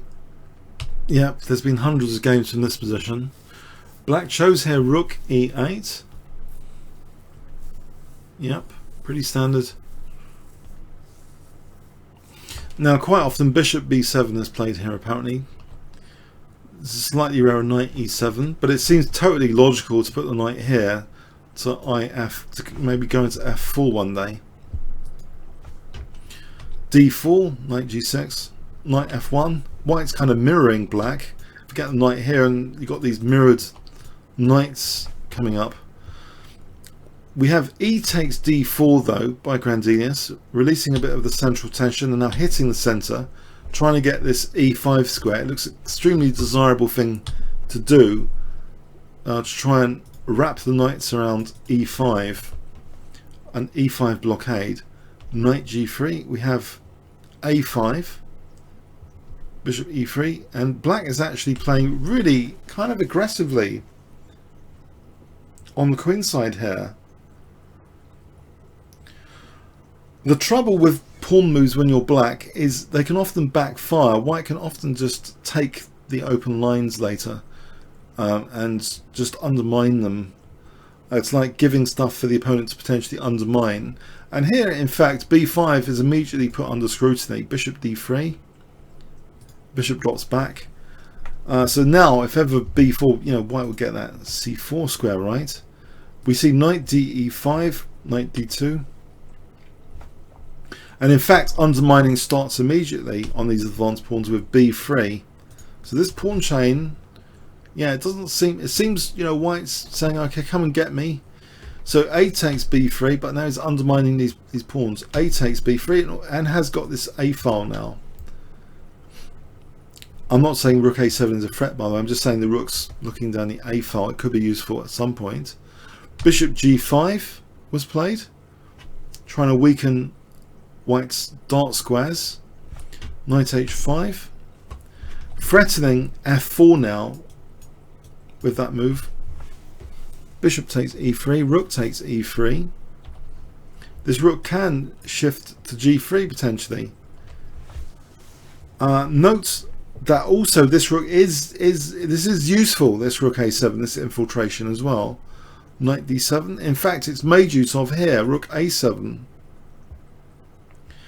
And is it easy to parry? Can black just play rook b7 here?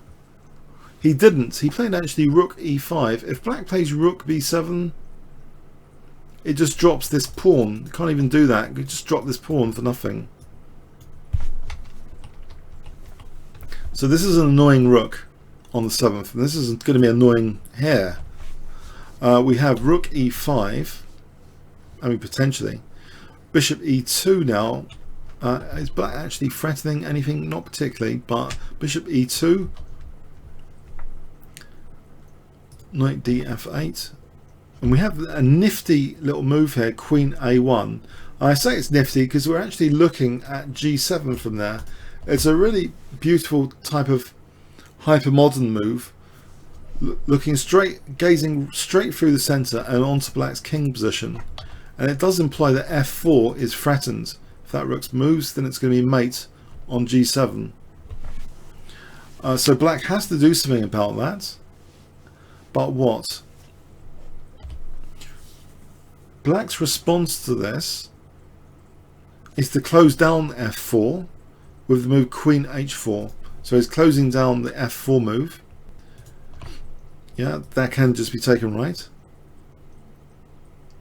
But also even stronger, by the way, this wasn't played, but even stronger here is actually we can just snap the knight off.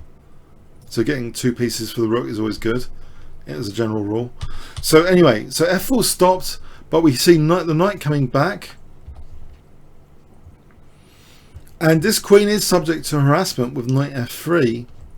It drops back away from harm's way. Bishop g4 now. And white is now getting this f5 square potentially by exchanging off the light square bishops. f5 is going to be interesting for white. We see rook e7. White took on e7 and then takes off that defensive light square piece. So now we've got we're potentially compromising, but the immediate thing actually is still this queen looking at g7. So knight h5 threatens a mate in 1. That's parried, but now Topalov is building up, he's brewing up a strong attack. Rook g3 threatening queen takes f6, or rook takes g7, or knight takes f6. So that's defended with knight eg6.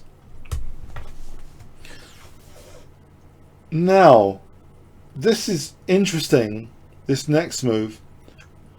With all that attention, it seems to be parried for the moment, but white plays this move which does guarantee an advantage. It seems white plays a really, clinical move. You might think because all the attention's been on the king side, but white has a really strong move here.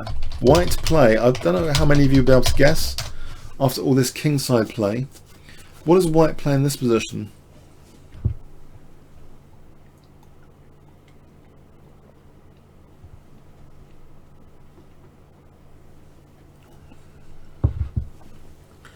If anyone's still awake. Yeah, it looks like a horrible move to face.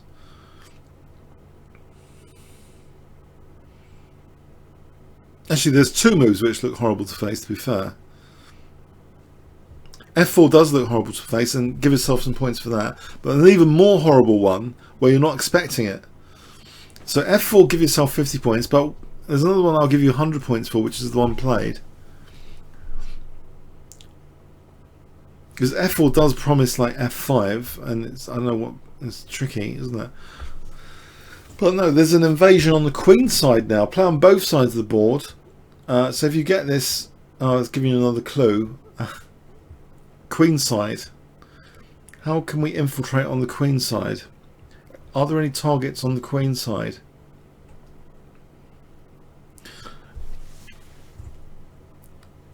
Remember black's aggressive pawn moves earlier in the game? I've said, this is on a John Nunn book, Secrets of Grandmaster Players, another recommendable book. He said, that the side with the initiative can often be, it can often dictate who has the weaknesses, right? Now white's got a kind of initiative on the A file, so there are some weaknesses in inverted commas because white has the initiative, the pressure on the queen side here. And there's an infiltration move, queen a6, yeah. And you might think, well, can't we just defend this pawn?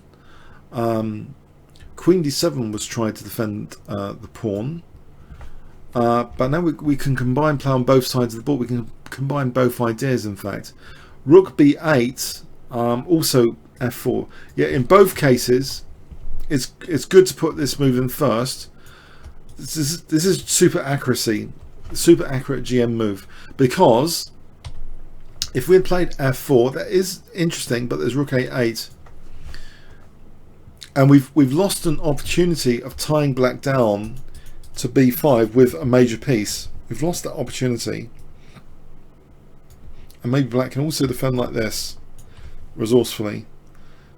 Mind you, queen f1 is looking at this. Maybe black does better with rook a2.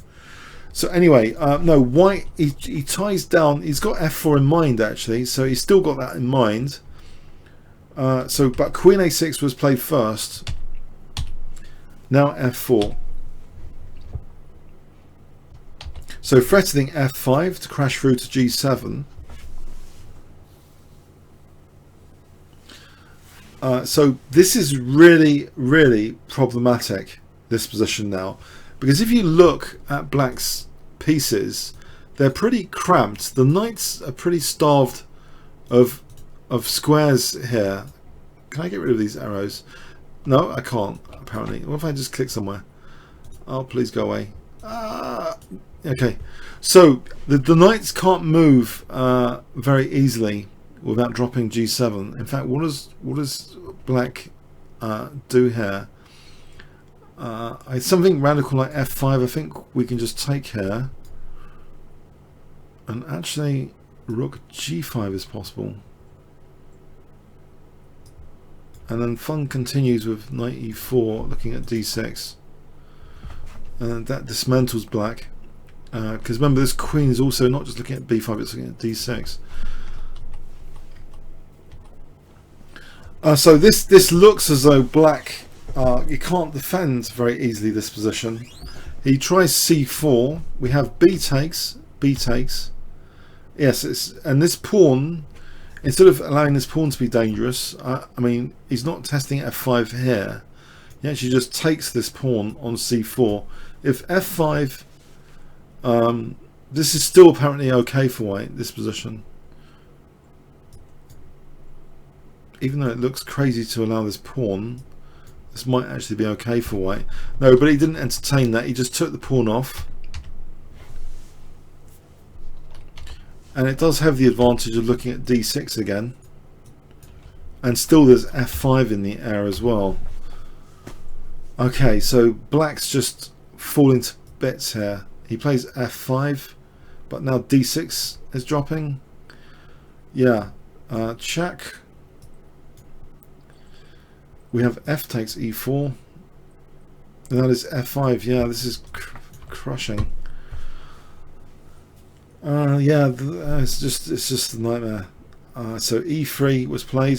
White takes this, winning a piece, of course, and now knight f4, which stops e2 as well as doing some other stuff. Rook takes e3 is on the cards. So here, actually, black, well, is demolished. Black resigns here. If black tries to defend the pawn, we can just take here, for example. Anything. White's just winning anyway. So I don't know, this game has some complicated themes to it.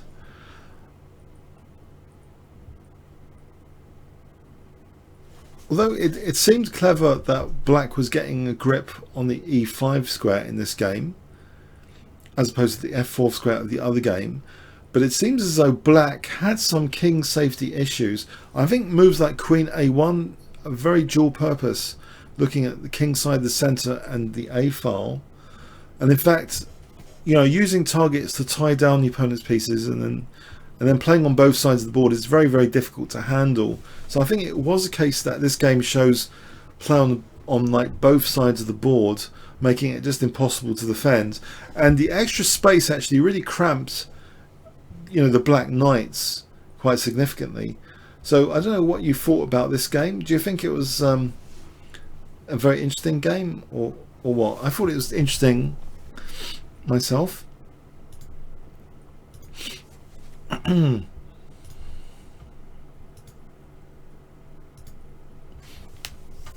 Okay, so we've seen two of the Magnus Carlsen wins. We've seen Toplov's win.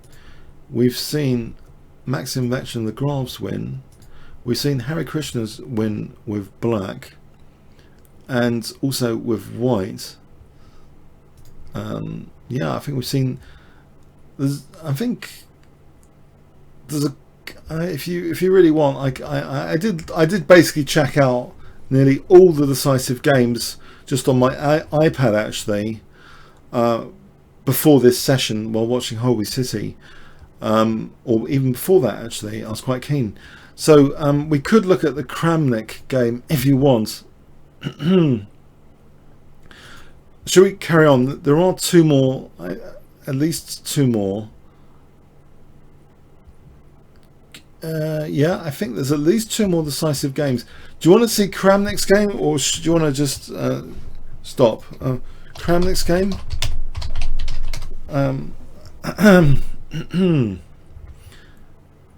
Actually, you know, Kramnik, talking of toilets, Fritz earlier, Kramnik and Topalov had the Fritz Gate, didn't they? And they're both in the same tournament. And that's actually quite unusual. I thought I'd just point that out. I've just realised they're both in the same tournament. Isn't that great? Yeah? So there can be world peace. If those two can play in the same tournament, there can be world peace. Yeah? But I don't think they're going to be shaking hands. Alright, let's look at Kramnik's game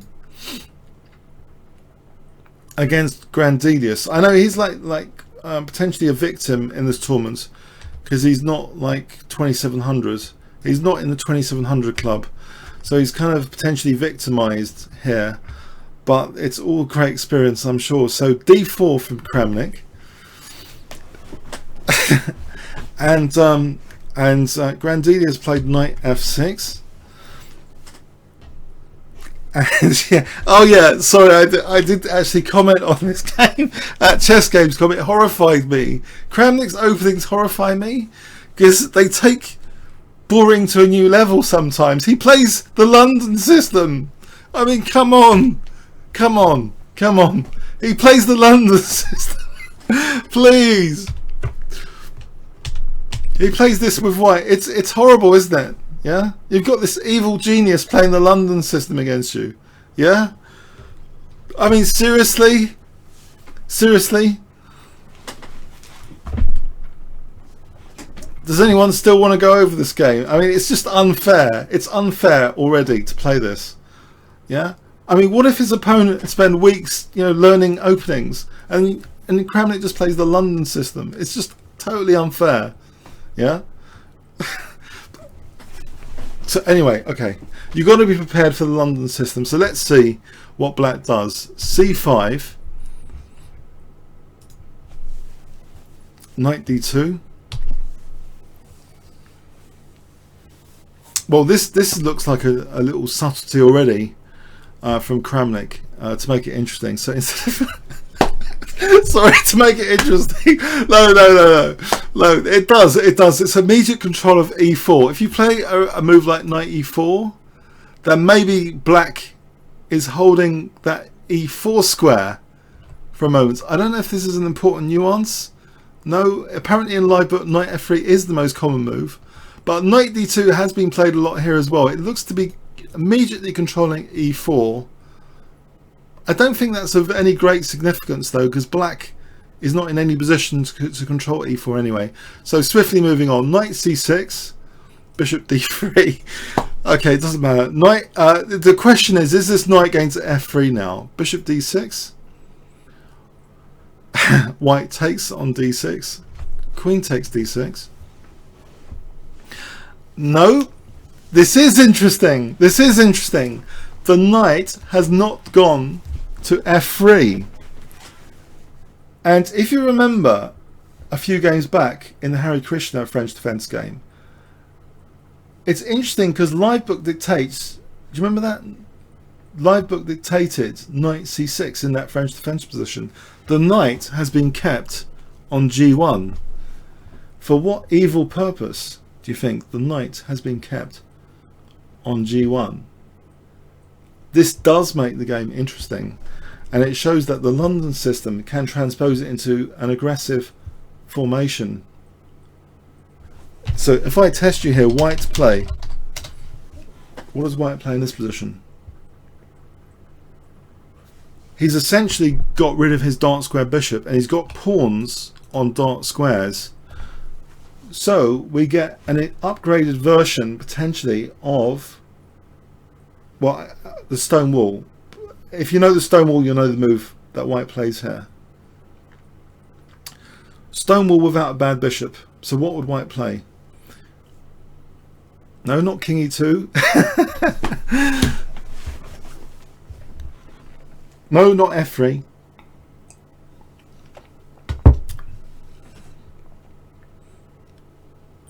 Anyway, apparently this is thought to be just equal anyway. White plays f4. So he's upgraded the stone wall variation. He's got rid of his bad bishop. This creates a clamp on the e5 square and means that, you know, routine moves like this are fun to play. Okay, so we see black though challenging this structure with c takes d4. So unless white wants to sack the f4 pawn, it looks as though he's forced to play c takes d4. This doesn't work very well. Black just takes that, right? There's no compensation there. So c takes d4. Yes, it does weaken b4, but it's not a major inconvenience. It's not a problem. If knight b4, we just drop the bishop back.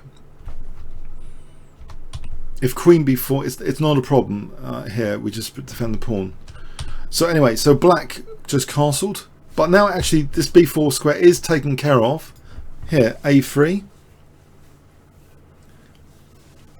Knight e7. We have knight gf3.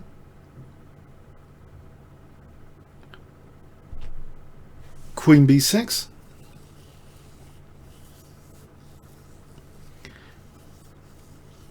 I should point out, sorry, this is slightly irrelevant, but there has been a fantastic example of playing against e4 recently. There was a game of Michael Adams against Karyakin where there was a maneuver around e4. If white's committed to an e4 weakness, you have to see that game, because Adams did some masterful maneuvering to get to e4, but maybe I'll show you that another time.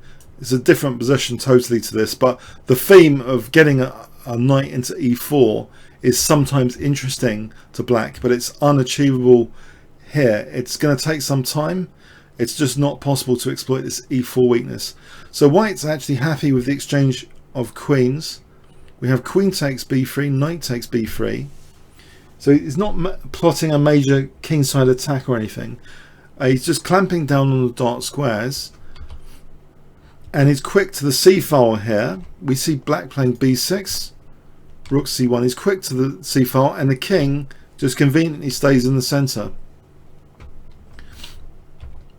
This is annoying because there's knight e5 now as well on the cards. So if black does a routine move, he didn't. But if he does a routine move, I think we've also got bishop a6 as well. This is annoying, just dominating the c file. With knight e5 as well being possible. So black played knight c8. White has emerged, unfortunately, with trump cards. Yeah, white has trump cards here. This is annoying. Yeah, this is really annoying.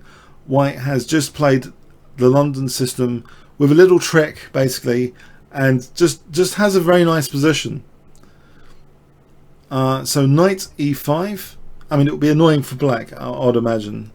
So knight e5. We have bishop a4 trying to get out of the way. Knight comes back. And we do have this contact with the e4 square for both knights. Does it matter though? b3, bishop b5.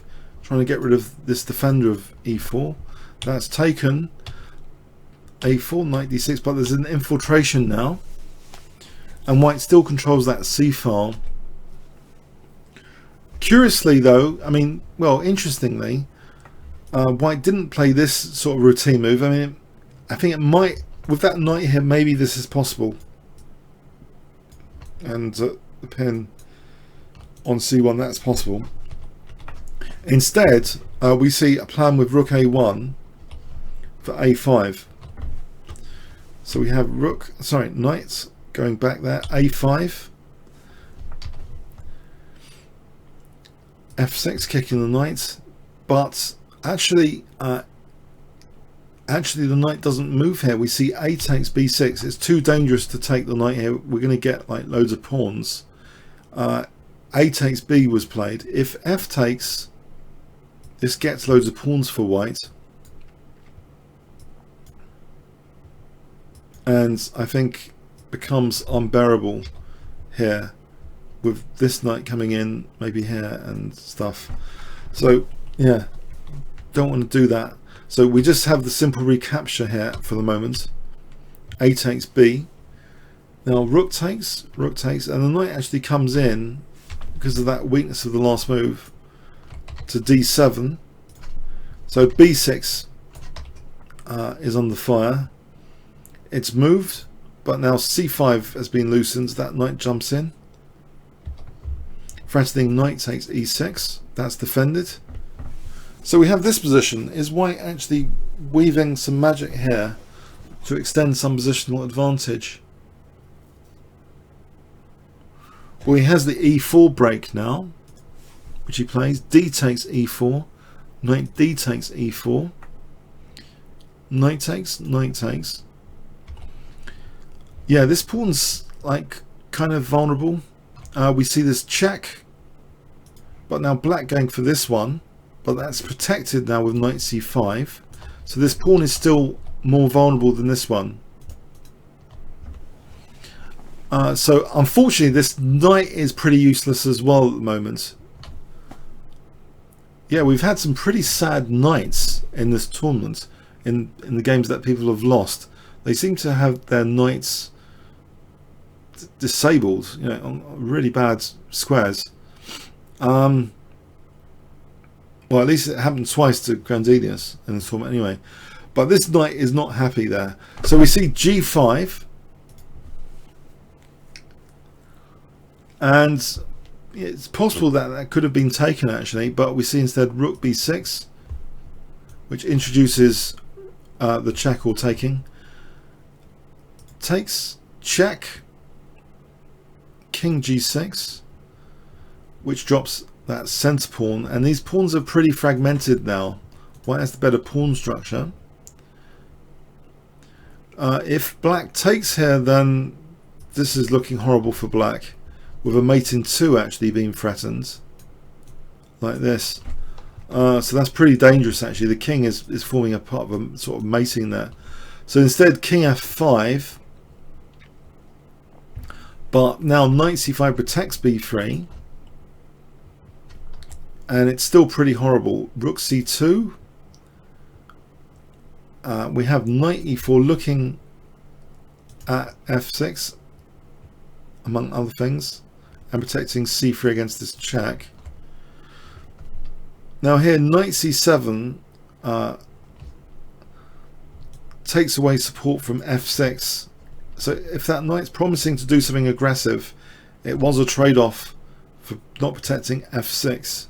That's pounced on here with Rook B6, threatening mate in 1. And unfortunately, this is not particularly pleasant. Black played knight D5, and here there's just a move which just refutes this. White's play, the final move of the game, White's play is, I know he's hitting the rook as well, so, but White's play just wins now with the move. Can you guess?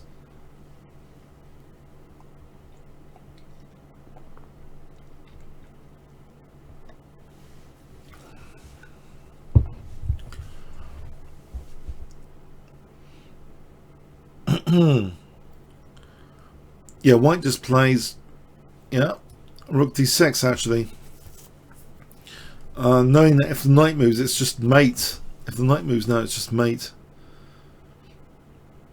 So black has to resign here. Yeah, if the knight moves, Rook takes is checkmate. Yeah. Okay.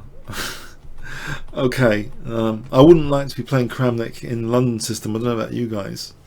Oh dear. But it's I've seen that before actually. The London system can transpose into a kind of stone wall variation without the bad bishop. Now here also White was keen, it seems, to get rid of the queens, and maybe some of us would have played on the C file, but Kramnik played with the A5 plan instead of routinely doubling rooks, and he wasn't persuaded to move his knight immediately, and the knight actually pounced to D7 later because of this clever tactical idea, and it just looked very, very dangerous for black all the time. There seems to be constant pressure on black in this game. So I guess you can say it's like a fantastic positional game.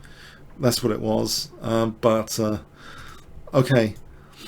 But don't everyone start playing the London system. Come on, it'd be boring if everyone started playing the London system. Come on, there's other openings. Okay, so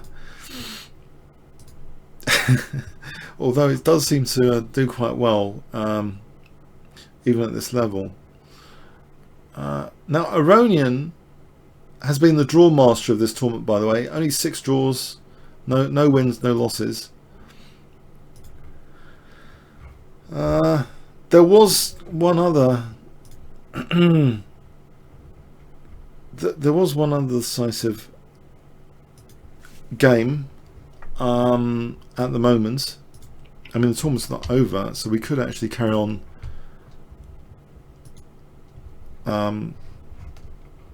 next week. I mean, do you want this one final game for next week? I mean, I might be able to do this. I don't know. Without cracking up too much. I think I've gone through this game. Let me see. Have I gone through this game? Actually, I'm not sure what I understood from this game at all. It was quite a complicated one.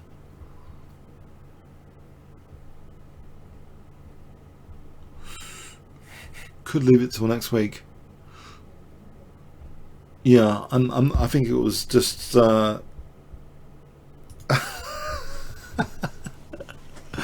I don't think I got anything from this game, but if you want, I can have a go. I mean, maybe you can get something from this game. Oh, let's just do it. Let's do it. All right, it's a bit unfair to leave someone out. Pavel Elzhanov has had some fantastic results recently, and he's crapped into 2765. So he's got into the Super GM category. So he's white against Nils Grandelius, who's like, I suppose, the bunny of the tournament at 2649. Relative bunnies. Bunny is a relative term. So knight f3 from Pavel, and yeah, we have d5, g3, g6. Yeah, we have now this game is categorized as a fianchetto Grunfeld. Okay, so d takes c4, knight a3. Black actually tries to fracture white's pawns a bit in returning the pawn. Okay, c5. Yeah, it's Grunfeldy. e3. White is supporting that center and supports it again. So you see, it's quite a solid support of the d4 pawn here.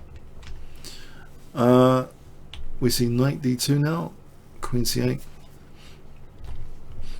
as though maybe bishop h3 is on the cards, but that's welcomed.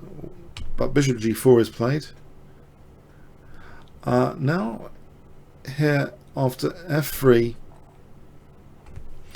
it seems possible to play bishop h3, but actually c takes d4 is played first. And so what's the reason for this? It seems, you know, if white takes some tactics, I don't know, actually, this is crazy, but apparently, I mean, white didn't want to go in for this anyway. White just recaptured on d4. Let's have a quick survey of this position. Knight takes g4. What is the compensation? Black is threatening d takes. This is not in live book, right? C takes. Can white emerge okay? Apparently this might be... It wasn't tested anyway. Apparently white could be okay here. That queen a4 might be a better idea than queen e1 for some reason. I don't get this at all. Now knight f3. What? So anyway, this crazy bishop sacrifice wasn't tested. Does anyone know the story of this? I don't know. Maybe there's been some GM level analysis on c takes. Why? Does anyone know why taking the bishop is a bad idea? It just wasn't taken, unless I've got the move score wrong. Anyway, it seems as though black has some interesting play. I mean, from the looks of it, black has some interesting play there. Okay, so c takes d4, just keeping things calm. So bishop h3. White is keeping things simple, and in fact, if you look at it fundamentally, the queen is not in the greatest spot for this c file. So by keeping things simple here, not indulging to be too greedy, white is hoping just for a small edge without too much major complexity tactically. Okay, so rook c1 it's a small edge for white here, which has been achieved. Bishop takes g2, king takes g2. So white does seem to have good pressure here. And now, yeah, I mean, it looks as though d5 is on the cards. So the queen gets out of the way. We have knight b3, knight b4, and we have, in response to that, knight c2. So if the knight's just going to get trapped if it takes on a2, right? We just trap the knight. Or do we? Queen b6, not so simple. Now what happens is actually black just gets a worse position like this. Alright, so anyway, that wasn't taken on a2. We have actually knight takes c2, rook takes c2. And white's still got this small edge. His centre is still intact. Queen e2, we have some more simplification. White is quick to that c file, holding that c file possession. Bishop h6, which encourages f4. So queen a4, at least black is trying to be a nuisance here. Queen a4. Now we have rook d1. Queen goes back. Queen e2. I used to hate playing against the Grunfeld because it's like you're kind of nannying this pawn center, and I really prefer playing against the King's Indian defense rather than the Grunfeld. I don't know about you guys. The Grunfeld's a tricky one, isn't it? So are we going to smash through with the center here, or is there some problem? So let's see. Rook c8. The center does push through a bit more. d5, opening up the bishop. This seems pretty good. And also we've got the d4 square now. Bishop g7. Some tactical tricks. White keeps things extra protected now with rook d2 against any tricks. Now this annoying queen a4 again though. Knight d4 is played here, offering a2. And black, I don't know, he plays like a computer here. I don't know why, but maybe he just misses the idea. Maybe he's tired or something. Maybe, I don't know. He plays like a computer. He does play queen takes a2. And it's, I don't know. If he can't see a refutation, is it just a free pawn? But there is quite an interesting looking move now played. Can you guess? White's play. I mean, when I say play like a computer, I mean a sort of 1980s computer, you know, that take pawns on the queen side. That's what I mean, you know, 1980s, you know, chess on the spectrum computer. So this pawn has been munched on a2. So white play here.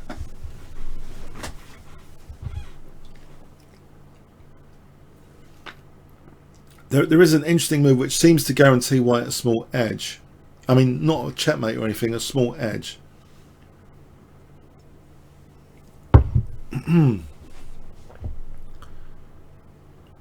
you guess?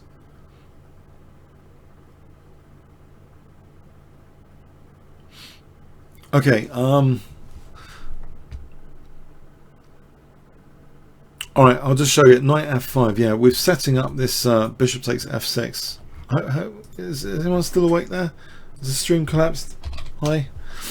Oh, okay, so bishop takes f6 is threatened, right? Among other things. G takes f6, G takes f5 is played. We have bishop takes f6, and the queen has to get out of the way now. Queen goes to a3. We have bishop takes g7, and technically it should be okay, this position for black at the moment, it seems. e5 is played. Technically black should be okay. There's no immediate refutation, it seems. Rook d8 is played. This might not have been the most accurate, apparently, rook d8, because d6 is possible here, because we've always got this check business. Maybe slightly better, I mean, might be a5 apparently, or queen a4. But this does allow this move d6 now, and you can see that, you know, this is not desirable. This sort of thing.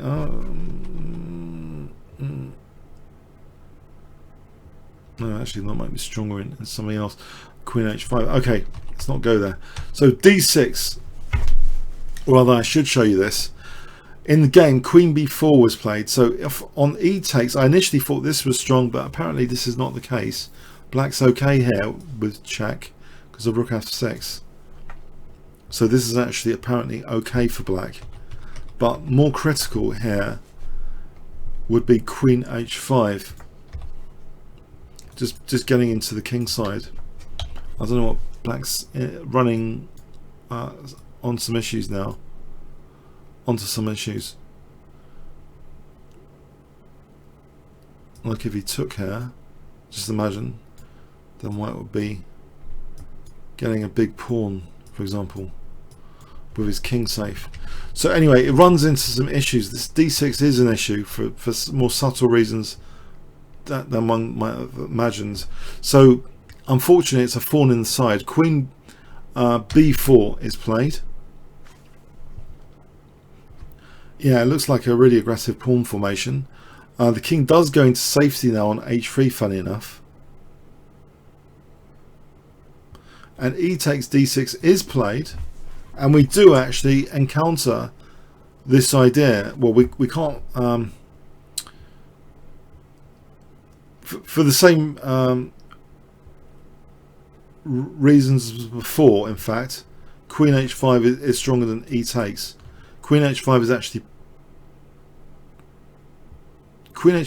played, even with the rook hanging, because remember we've got this check to win the rook there. Again, just to recap here, okay, let's recap. E takes d, there's rook takes d6. On this check, there's rook f6, and white doesn't apparently have anything here to show for that. So this is the way to play it. Queen h5 here, threatening queen g5 check and winning the rook. Black plays now rook d7, because as mentioned we'll end up with a big pawn on d6. Otherwise we have check, and actually white has broken through totally. The evaluation, by the way, has just been shattered for black's position here. Best apparently was h6, but after this move it's now like +8. I think there's a tactical disaster here. Check, and the tactical disaster is signified. There's a move which makes this a total disaster for black. There's a move here which is crushing, which is played. White play here. I mean, by playing d6, these diagonals are really dangerous, right? Because we've captured exit squares for the black king, and once you start capturing some exit squares, then mating nets are not too far away. but there's a move here which is really crushing in this position. Can you see? I mean, remember the rook's hanging now anyway, so it's actually not too hard maybe to find. White to play here. So it's white to play. Yeah. Just rook c2. Yeah, it threatens mate in 2. Check. All of a sudden, well, it's going to be mating. So we have an attempt at the fence here. This is unfortunate. It's just a very unfortunate defensive position. We have rook e7 played.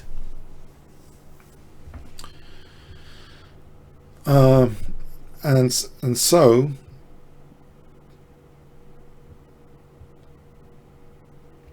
the most clinical move is played queen f6, threatening mate in 1. Yes, it's really unfortunate, this combination of the rook and the queen there. Rook e8. E takes d6, threatens again now queen h8 checkmate. But this pawn is gigantic, so after king g8 d7, black has to resign. As I say, I mean, these small inaccuracies, if you're playing against the wrong person and they happen to be over 2700, a small inaccuracy at this level is totally fatal. I'm not just being like ultra pedantic when I mentioned that rook d8 is uncomfortable. It just led to complete disaster. If we just go back to this critical position, because apparently this position here, if you're playing a computer, apparently it's equal. This is like 0-0, this position here. Black plays rook d8, and it looks as though this is really resourceful stuff to swing the rook to f6. But what's happened here is black. This is just strange that queen h5, to me, I mean, I don't know about to you, it's so surprisingly powerful in these scenarios. This queen h5. So it crops up in this game that this queen h5 is just so powerful. Black's just virtually losing there. But this position after king h3, even this position though, there might be a move to try and save black. Apparently rook d7.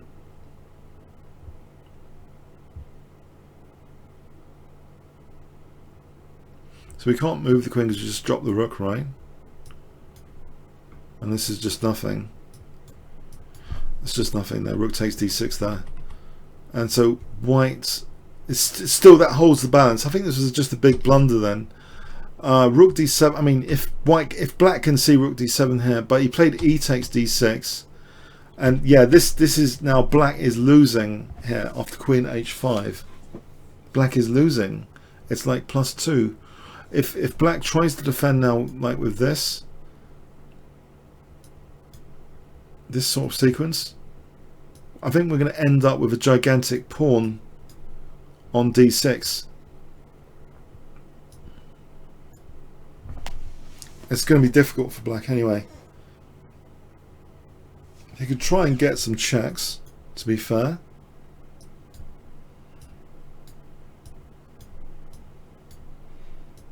I think obviously better than the game, even this one.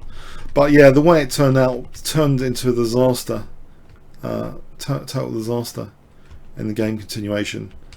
Yeah, because this is a trade-off move. It's traded off, well, not being on prees, but for controlling the back row, and white just pounces on that trade-off with this rook c2.